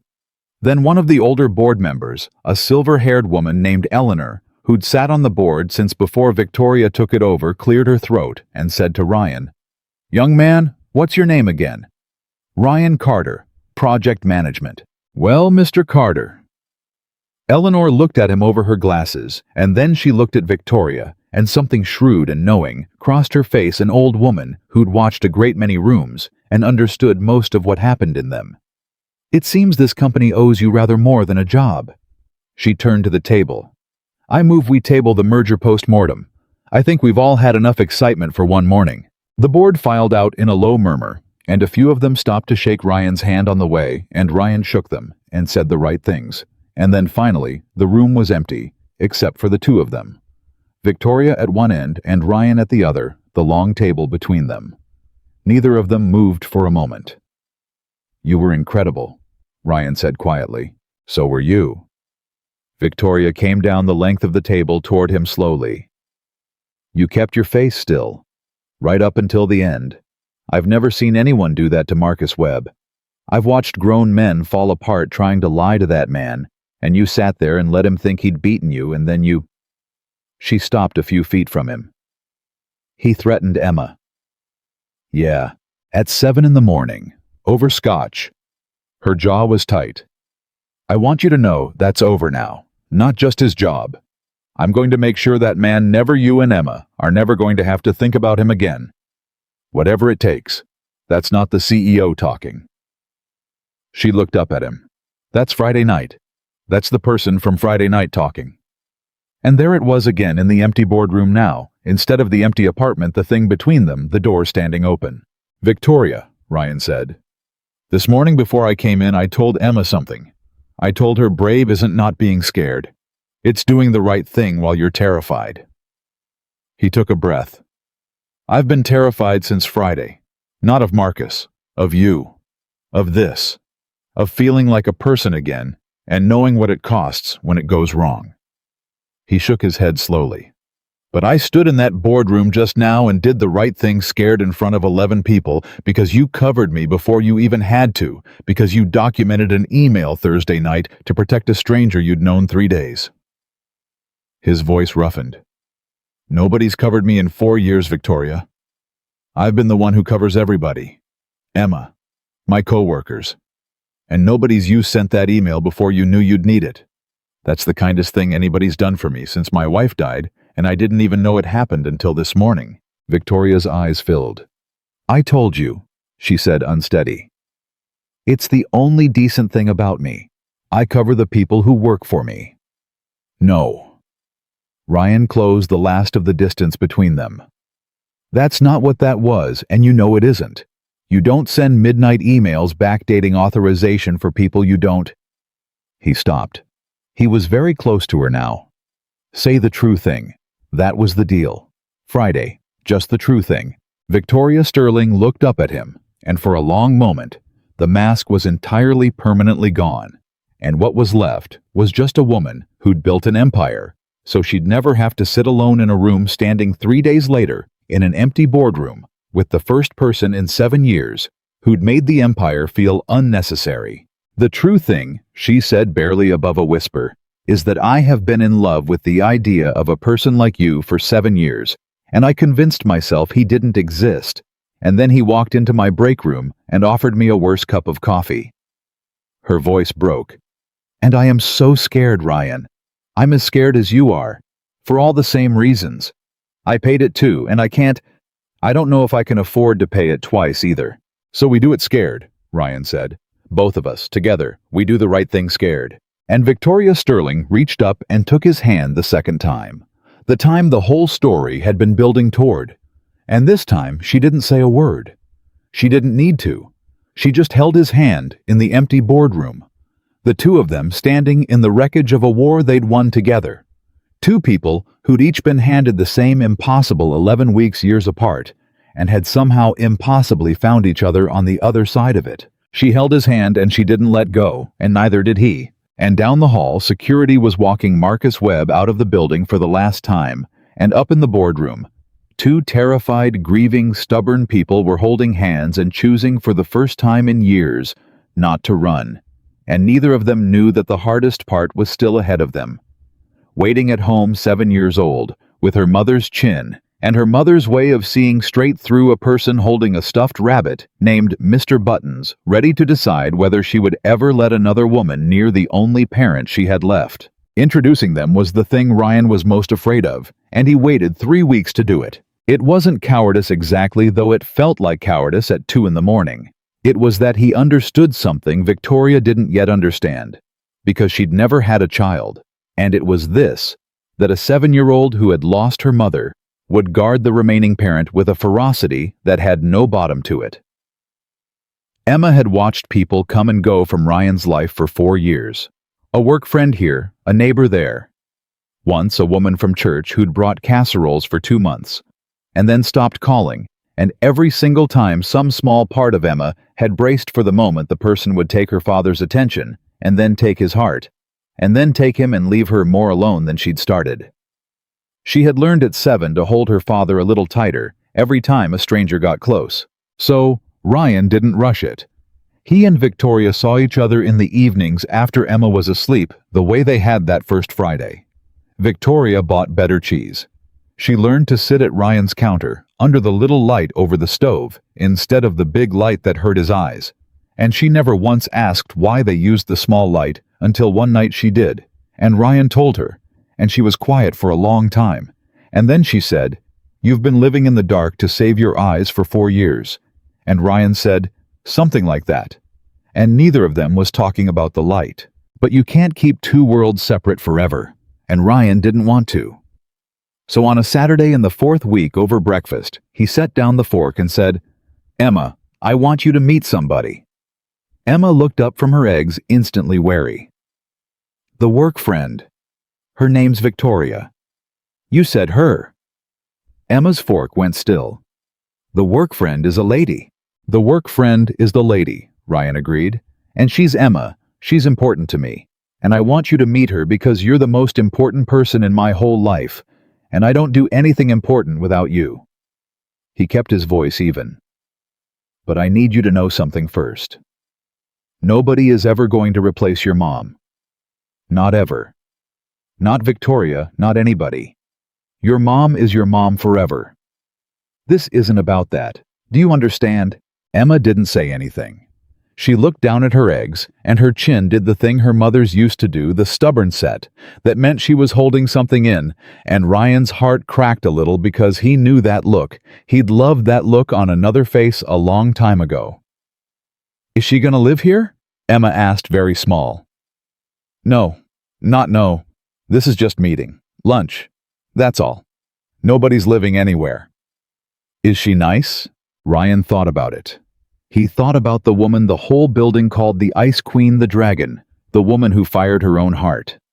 He thought about how she'd covered him before she'd needed to the midnight email, the way she'd stood at the head of a boardroom and ended a man for threatening a child she'd never met. "She's the kind of nice that takes a while to see," Ryan said honestly.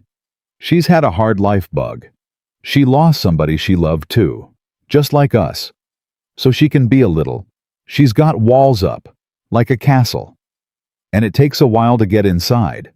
But once you're inside," he tucked a piece of hair behind Emma's ear. "Once you're inside, she's one of the good ones. I promise you that." Emma considered this with the gravity that only 7-year-olds and Supreme Court justices possess. "Okay," she said finally. "I'll meet her, but I'm bringing Mr. Buttons. And if I don't like her, we leave." "If you don't like her, we leave," Ryan agreed. "Deal. Deal." He picked the restaurant carefully. Not fancy. The last thing he wanted was for Emma to feel small or for Victoria's world to swallow his kid whole on the first day. He picked a diner. A good one with red booths and a milkshake menu and a jukebox that didn't work, but that kids liked to press the buttons on anyway. Neutral ground. A place where a billionaire and a single dad and a 7-year-old with a stuffed rabbit could all three be equally out of their depth. Victoria got there first. Ryan saw her through the window as they walked up, and his heart did something complicated because she'd tried. That was the thing that got him. She'd tried so hard. She wasn't in a suit. She was in jeans he'd never seen her in. Jeans hadn't known she owned jeans, and a soft blue shirt. And she'd done something different with her hair, and she was sitting in the red booth looking so profoundly, visibly nervous that Ryan almost laughed. Here was a woman who had faced down hostile boards and hedge funds, and a room full of men who wanted her job, and she was terrified of a 7-year-old. "There she is," Ryan murmured to Emma. "The lady in the blue. That's Victoria." Emma stopped on the sidewalk. She looked through the window at Victoria. She clutched Mr. Buttons to her chest. "She looks scared," Emma said. "She is scared. Of me. Of you." Ryan confirmed. "Very scared of you. You're a very scary person." And something in Emma, some small, watchful, guarded thing, shifted just slightly, because a 7-year-old who has spent 4 years being the one who's scared does not expect to be the scary one. It rearranged something. She looked at the nervous woman in the blue shirt through the diner window, and instead of a threat she saw for just a second something she recognized. They went in. They. Victoria stood up too fast when she saw them, and knocked the table, and made the water glasses jump, and Ryan watched her register that she'd done it, and flush, and it was so unlike the woman at the head of the boardroom that he loved her a little more for it right there. "Hi," Victoria said. To Emma. Not to Ryan, she barely looked at Ryan. She looked right at the little girl with the stuffed rabbit, and she said, "Hi, you must be Emma. I'm Victoria. I've been your dad talks about you all the time. All the time. I feel like I know you already, which is silly because we've never met so." She stopped. She was talking too fast the way she had that first Friday in her kitchen. "Sorry, I'm nervous. I've never done this before. Meeting somebody's meeting you? I've never done this." Emma looked up at her. She held Mr. Buttons a little tighter. "You knocked the table," Emma observed. "I did knock the table." "You made the water jump." "I made the water jump. That's a thing I do when I'm nervous. I knock into things." Victoria sat back down carefully, as if to demonstrate she could sit without causing a disaster. "Your dad says you don't miss anything. I can see that's true. You noticed the water immediately." Emma slid into the booth across from Victoria, and Ryan sat beside his daughter, and for a moment, the three of them just looked at each other across the red table. And it was, Ryan thought, one of the most excruciating and beautiful things he'd ever sat through. "Who's that?" Victoria asked, nodding at the rabbit. Carefully, like she knew it mattered. Emma's arms tightened. "Mr. Buttons." "Mr. Buttons?" Victoria nodded seriously. "He looks very well loved. He looks like he's been through a lot." "My mom gave him to me," Emma said. And it came out like a challenge, like a line drawn in the sand, like a test. She said it, and then she watched Victoria's face with an intensity that made Ryan hold his breath, because he knew what his daughter was doing. She was finding out right now in the first 2 minutes whether this woman was going to try to compete with a ghost. And Victoria Sterling, who had lost the love of her own life and understood better than almost anyone alive what it meant to hold on to an object, because a dead person's hands had once held it. Victoria didn't flinch, and she didn't get that bright, false, over-warm voice adults get when they're trying to win a child. She just looked at Mr. Buttons, and then she looked at Emma, and she said quietly, "Then he's the most important thing at this table. More important than anybody. You hold on to him, Emma. Don't you ever let anybody tell you you're too old for the things the people you love gave you." She paused. "I still have a jacket that belonged to somebody I loved. I'm 41 years old, and I keep a jacket in my closet because he wore it, and sometimes I find little notes he left in the pockets, and I read them, and I cry like a baby. So don't let anybody tell you about Mr. Buttons. You keep him forever." The whole diner seemed to go quiet, though. Of course it didn't. The milkshake machine kept whirring, and the jukebox that didn't work sat silent, and somebody's order came up in the kitchen. But at the red booth, something happened. Emma looked at Victoria. Really looked at her, the way Ryan had looked at Victoria that first night in the break room, and some calculation ran behind her 7-year-old eyes, and Ryan watched his daughter revise her entire model of the situation in real time. "You have a Mr. Buttons," Emma said slowly. "A grown-up Mr. Buttons. A jacket, Mr. Buttons." "I have a jacket, Mr. Buttons," Victoria agreed. "That's exactly right. That's a perfect way to put it." "Who was he?" "The person who wore the jacket." "Emma." Ryan started gently. "You don't have to." "It's okay," Victoria said. And then to Emma, with a directness that Ryan realized she was offering the child on purpose, the same directness the child had offered her. His name was Daniel. We were going to get married. And then he got very sick very fast and he died before we could. So I know a little bit I know what it's like when somebody you love is just gone one day. I know it's not fair. I know it doesn't make sense. She turned her water glass slowly. Your dad told me your mom got sick fast too. 11 weeks, Emma said. She said it the way Ryan said it, a fact she'd been handed too young and had learned to carry. That's how long. Daddy says 11 weeks. Mine was 10 weeks and 4 days, Victoria said. And Emma stared at her, and Ryan watched the last of the wall come down in his daughter's face. Because a 7-year-old, who has spent 4 years being the only kid she knows without a mother, had just met a grown-up who spoke the same secret language, the language of the specific number of weeks, the language of fast and unfair and gone one day. That's almost the same, Emma said, wondering. That's almost exactly the same, Victoria said. Does it still hurt? When you're a grown-up, does it stop? And Ryan tensed because this was the question, the real one, the one Emma asked him sometimes at bedtime, that he never knew how to answer, and he did not know what Victoria would say, and he was afraid she'd say the adult thing, the it gets better thing, the lie. Victoria didn't lie. No, she said. It doesn't stop. I'm not going to tell you it stops because you'd know I was lying and I can see you're too smart for that. She leaned forward a little. But it changes. When it's new, it's like a stone you have to carry in both hands all the time. And you can't do anything else because your hands are full of the stone. And then, after a while, a long while, the stone doesn't get smaller, but you get stronger. And one day you notice you're carrying it in one hand. And then, in a pocket. It's still there. You never put it down. But you get to where you can carry it and still do other things. Still laugh. Still eat a milkshake. Still love people. She glanced just briefly at Ryan and then back to Emma. The stone stays. You just get strong enough to carry it and live at the same time. That's the part nobody tells you when you're little. But I think you're old enough to hear it. Emma was quiet for a long moment. Then she set Mr. Buttons down on the table. Not put away, not hidden, but set down out in the open between all three of them, and she said, I want a chocolate milkshake. And Ryan Carter had to look down at the menu very fast, because his eyes had gone hot, because his daughter setting that rabbit down on the table where a stranger could see it was the single biggest thing she could have done, and Victoria understood it too. He could see her understanding it, and she had the grace not to make a thing of it. Chocolate's the correct answer, Victoria said.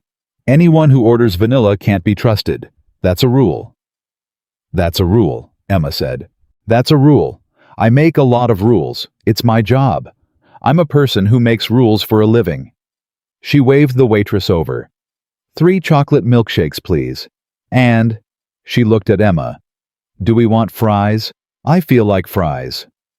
Fries, Emma said immediately. Fries, Victoria confirmed to the waitress. A lot of fries. An unreasonable amount of fries. And that was it. That was the moment. Ryan sat in a red booth in a diner and watched the 2 people he cared most about in the world find the one bridge that could hold both their weight. Not milkshakes, not fries, not the nervous over-trying he'd been afraid of, but the stone. The specific number of weeks. The dead they both carried. Emma had spent 4 years being the only person at her lunch table who knew what it was to lose a mother young. And Victoria had spent 7 years being the only person in every boardroom who'd been left at the altar by a tumor. And the 2 of them, the 7-year-old and the billionaire, recognized each other across a diner table, like survivors of the same shipwreck. Yamasol. It didn't all happen at once, of course. Real life doesn't work that way, and Ryan knew better than to expect it to. The diner was a beginning, not an ending. There were hard days after that, days when Emma tested Victoria the way children test the thing they're starting to want, because wanting it made it dangerous. There was a Sunday about a month later when Victoria came over to make dinner. She was a catastrophically bad cook, It turned out the billionaire who could read a balance sheet in the dark could not boil pasta without setting off the smoke alarm, and Emma, in a mood cold and cruel, the way only a wounded child can be, said, "You're not my mom. You can't even cook. My mom could cook," and stormed off to her room. And Ryan started to go after her, furious and heartbroken, and Victoria caught his arm.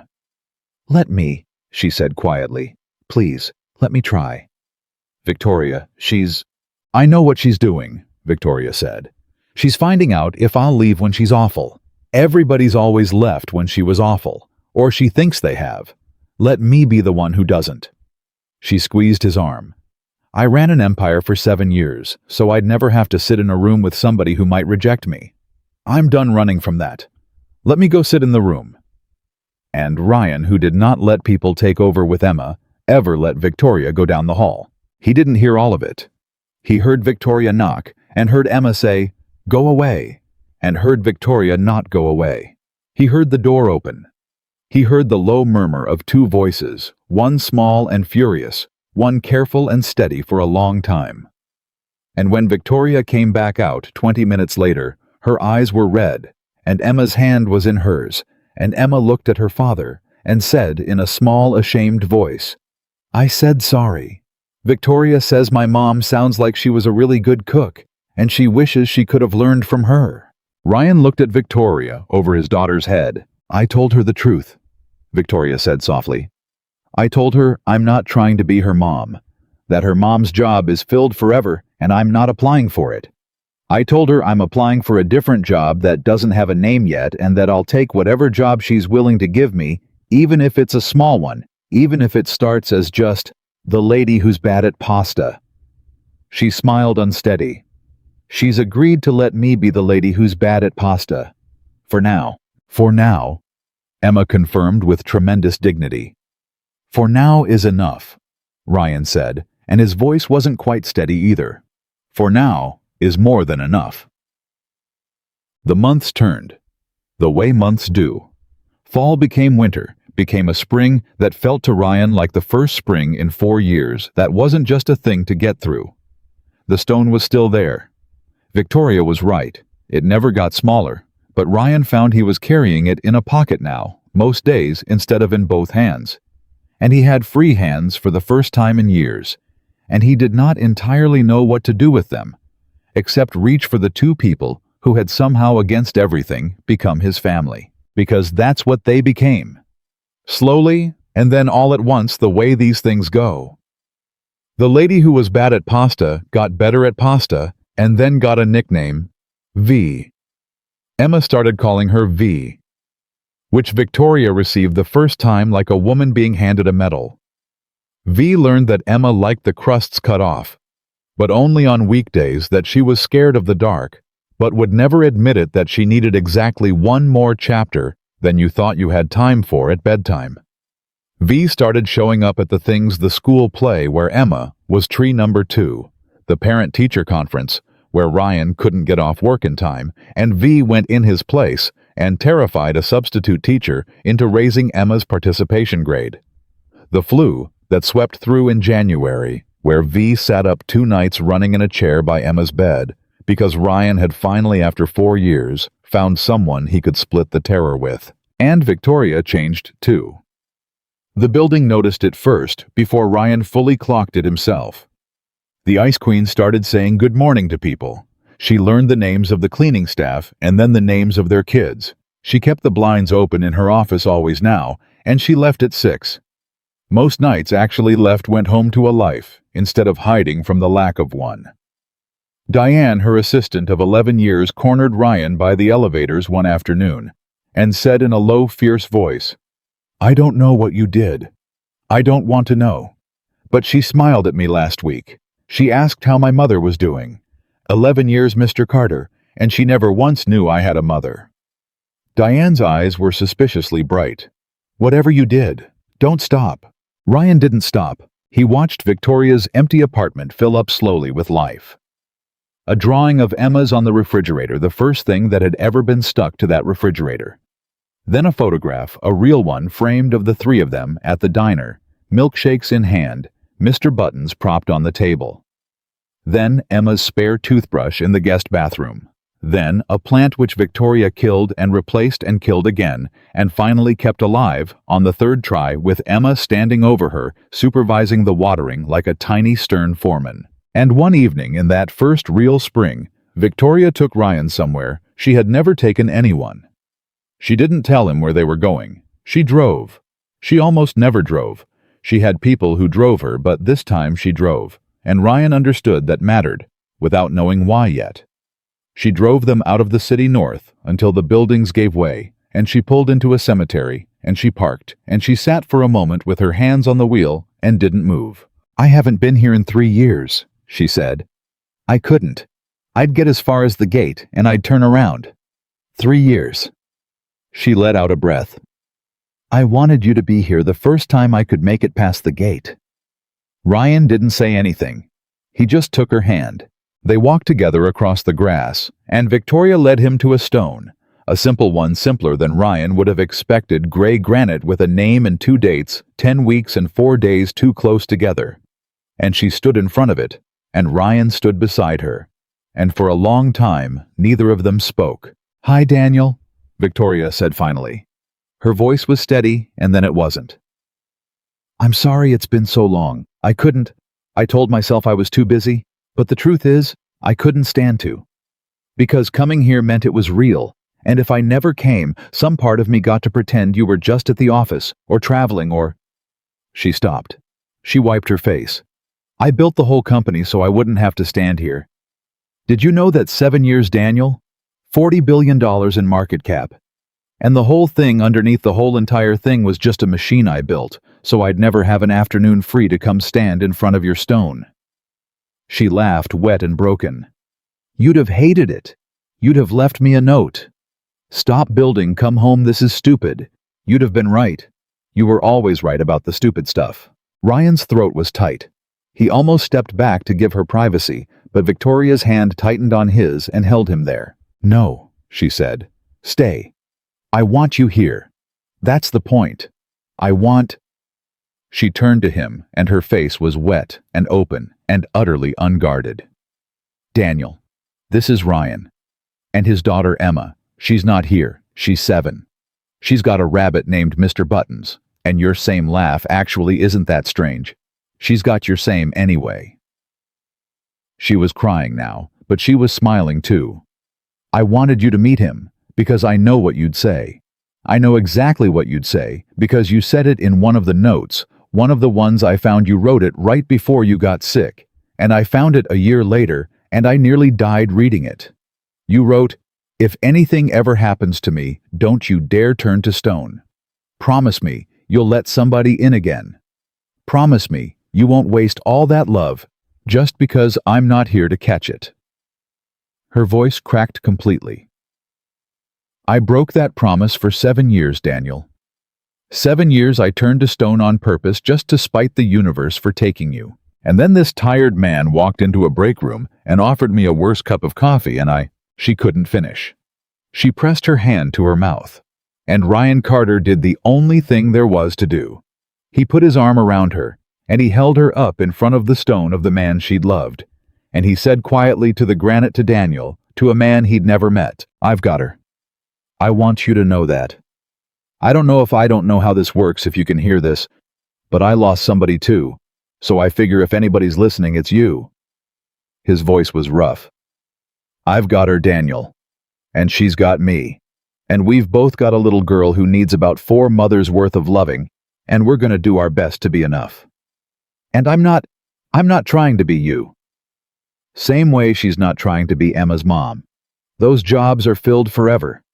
We're just—" He looked at Victoria, and then back at the stone. "We're just 2 people carrying 2 stones, and it turns out you can carry them easier with somebody holding your other hand. That's all this is. That's all it ever needs to be. So thank you. For the note. For telling her not to turn to stone." She listened. It just took her a while. He swallowed hard. "Rest easy, man. We've got it from here."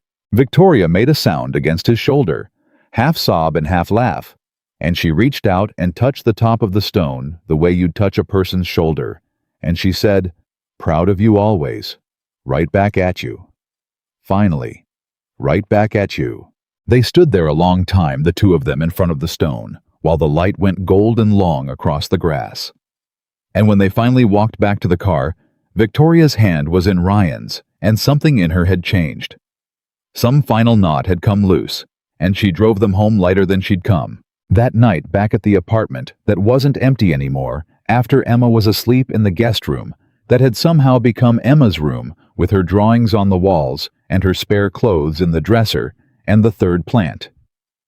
The one that lived on the windowsill.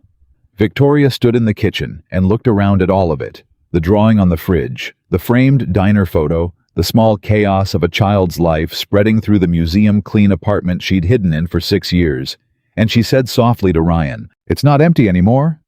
"No," Ryan said. "It's not. I didn't think it ever would be." She turned to him. "I want you to know that.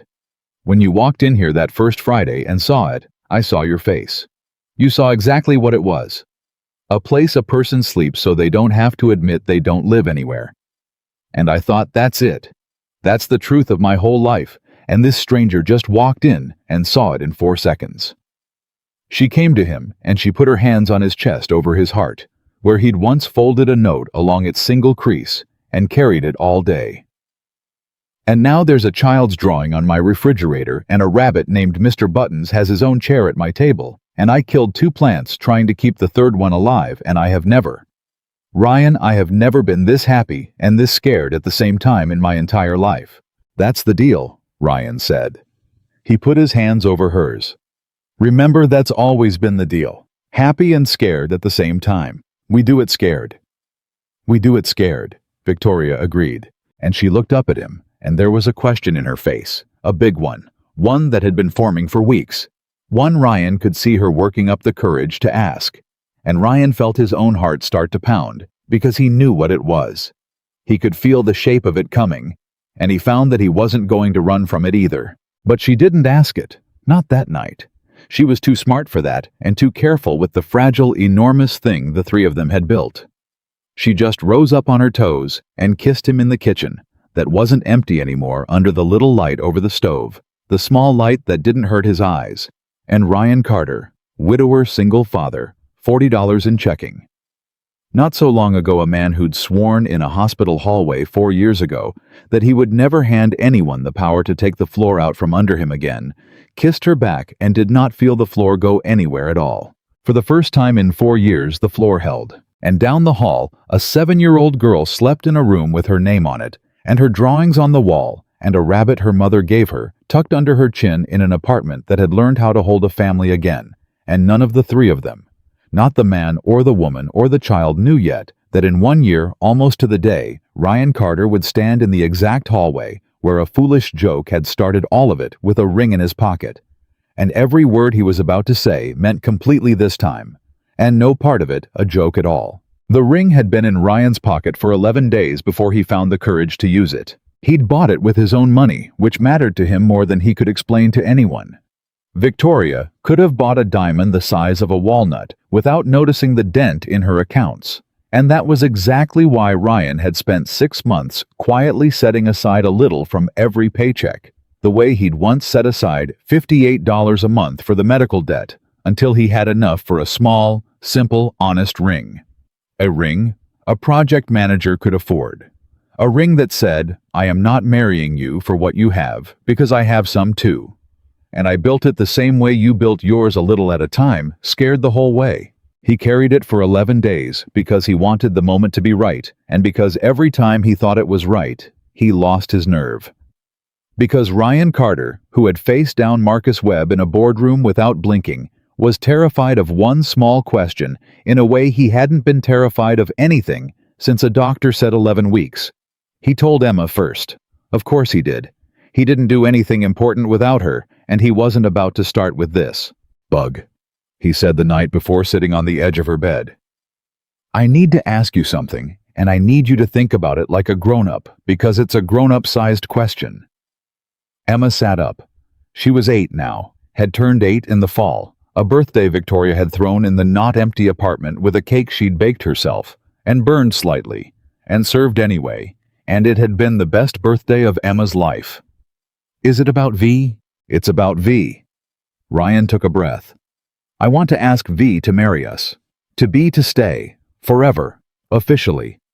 I want to ask her to be my wife and to be part of our family for good. Not just for now. For always. He watched his daughter's face carefully. But here's the thing, Emma. I'm not going to do it if you don't want me to. You're my partner. You've been my partner for 4 years, since it was just the two of us pouring cereal. So this is your decision as much as mine. If you say no, I put the ring away and it's just us.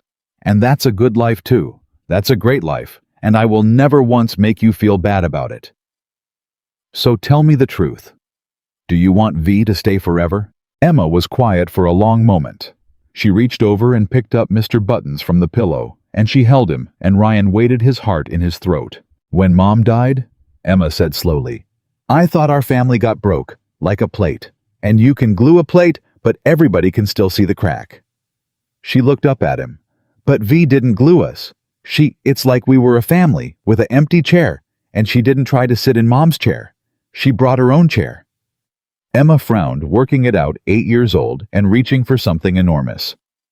She brought her own chair, and she put it at the table, and now there's more chairs than there used to be, not less. That's better. More chairs is better than an empty one. Ryan couldn't speak for a second. More chairs is better than an empty one, he repeated when he could. Emma, that might be the smartest thing anybody's ever said. So yes, Emma said. Ask her. But she held up a finger, her mother's finger, that stubborn 7 going on 40 gesture. I want to help. I want to be there. And Mr. Buttons wants to be there. And I get to be the one who tells her about the chairs. You get to be the one who tells her about the chairs. Ryan agreed, and he pulled his daughter into a hug so she wouldn't see his face. And Emma let him, and patted his back the way he'd patted hers 1,000 times, and said, It's okay, Daddy. It's a happy one. This is a happy cry. Yeah, Ryan said into her hair. Yeah, Bug, this is a happy one. He did it where it started. He'd thought about it for 11 days. All the fancy places he could take her, all the ways a man was supposed to do this. The restaurant, the view, the violinist. All the things Victoria's money could have bought, and that would have meant nothing, because they weren't theirs. And in the end, he knew there was only one right place. The same way he'd known there was only one right diner a year before. He brought her back to the building. To Sterling Holdings. To the 14th floor. To the hallway. He told her he'd forgotten something at the office on a Saturday, and she came with him, because they did everything together now. And Emma came too, holding Mr. Buttons, vibrating with the effort of keeping the secret. And Ryan led them down the empty Saturday hallway, past the break room, where a broken woman had once been offered a worse cup of coffee, and he stopped at the spot. The exact spot he'd walked it out. He knew where it was, where a year and some months ago, he'd made a foolish joke to a woman he was afraid of. Ryan, Victoria said. What are we? Do you know where we're standing? Ryan asked. Victoria looked around. And Ryan watched her, realize it, watched the recognition move across her face, watched her understand which hallway this was, which floor, which spot. This is where, she started. This is where I made the worst joke of my life, Ryan said. You remember it. A stressful company event, and you were sitting alone, and everybody in the building thought you were a dragon, and I was too tired to know better, and I said... His voice caught, and he pushed through it. I said, maybe you should just marry me, then nobody would dare pressure you again. You remember? I remember every word, Victoria said. She'd gone very still. I remember I stood up and I don't know what I almost did. I couldn't speak. You were the first person in 7 years who'd offered me something without wanting anything back, and it broke something open in me, and I didn't have the words, so You took my hand, Ryan said, and you didn't say anything. And that scared the hell out of me because I didn't understand yet that a person can say the biggest thing there is without any words at all. He reached into his pocket. So here's what I finally understand more than a year later, standing in the exact same spot. That day, I asked you to marry me, and I was joking. I was hiding behind a joke, the way I hide behind everything, because I was too scared to want anything real. He got down on one knee there on the industrial carpet of the 14th floor hallway, and Emma made a small sound and clapped both hands over her mouth, and Victoria's eyes flooded. But this time, Ryan held up the small, honest, hard-won ring. This time, I mean every single word. No joke. No hiding. Marry me. Marry us. Not because you're lonely. Not because I'm lonely. Not because either of us needs saving anymore. Because we don't.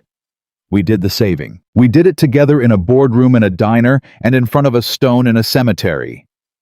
His voice broke all the way open now, and he let it. Marry me because you brought your own chair to the table. Emma says, he laughed wet.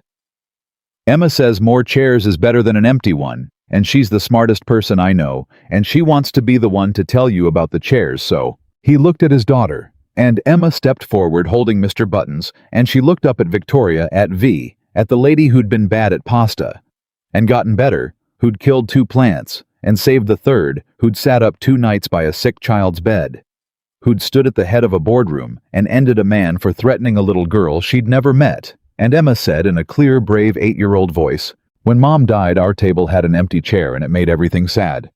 But you didn't try to sit in Mom's chair. You brought your own. And now we have more chairs than we used to, and Daddy laughs again, and I'm not scared anymore that people are going to leave because you never left, not even the time I was awful and said you couldn't cook. She took a shaky breath. So will you please stay forever and be part of our family? Me and Mr. Buttons want you to, and Daddy wants you to, and...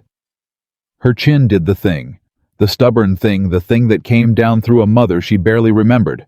And I think Mom would want you to too, because Mom would want Daddy to laugh. Everybody who loved somebody wants them to laugh again, even the ones who aren't here, especially them.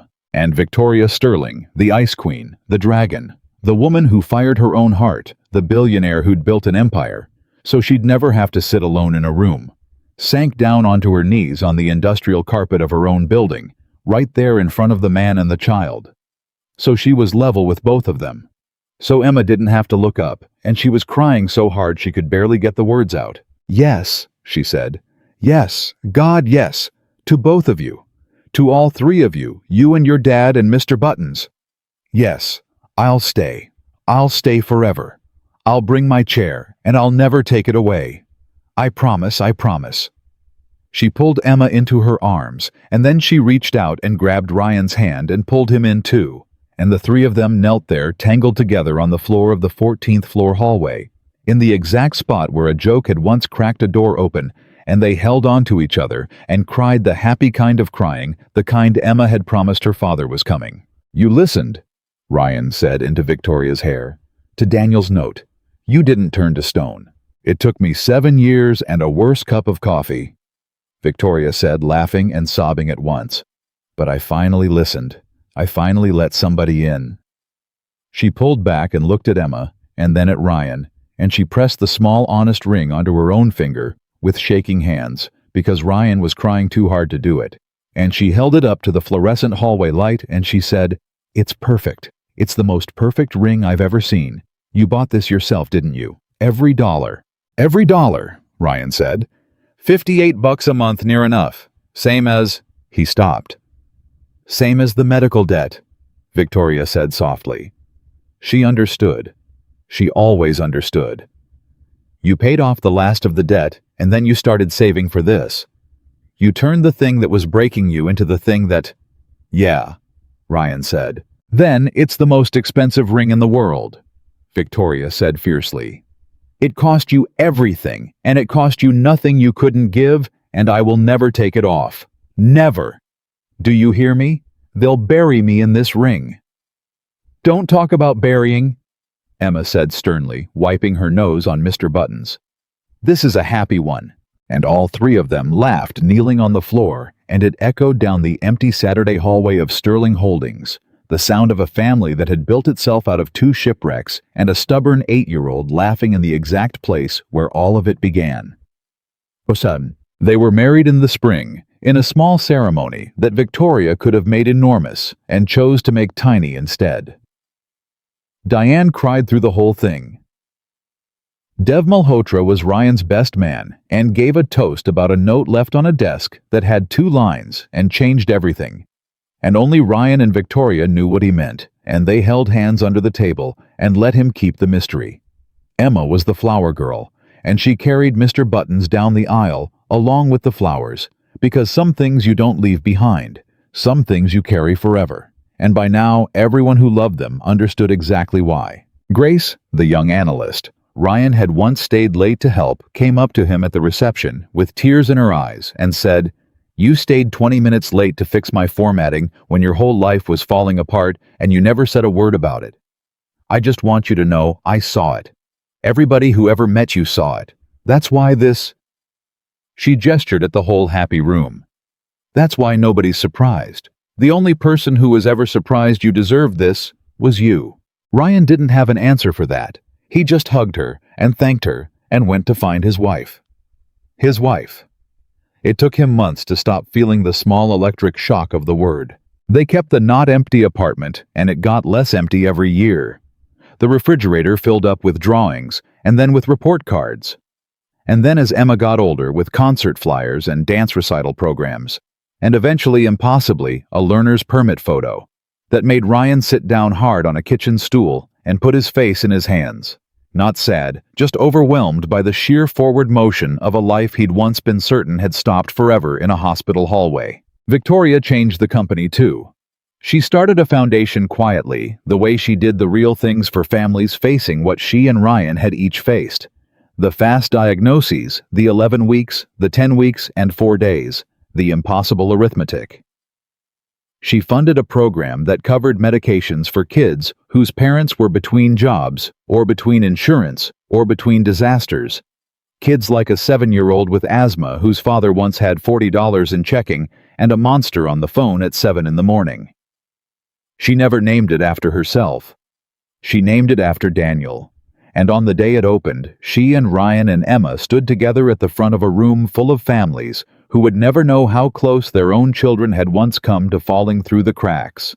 And Victoria said in front of all of them that she'd built one empire out of grief, and she was done with that one, and she was going to spend the rest of her life building a smaller, better thing out of love instead, and that she'd learned the difference from a tired man who offered her a worse cup of coffee on the worst night of her year. Marcus Webb, for the record, never worked in finance again.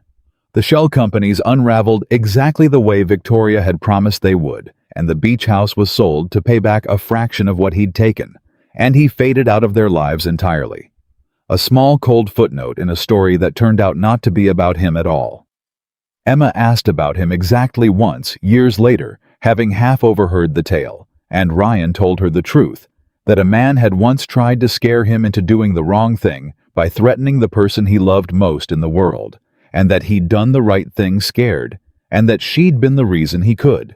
"You did the right thing scared," Emma said. "Like you told me, in the kitchen, with the eggs. You remember that?" "I remember everything," Emma said, which was true and was her mother's gift, both her mother's gift, the watchful girl who never missed a thing.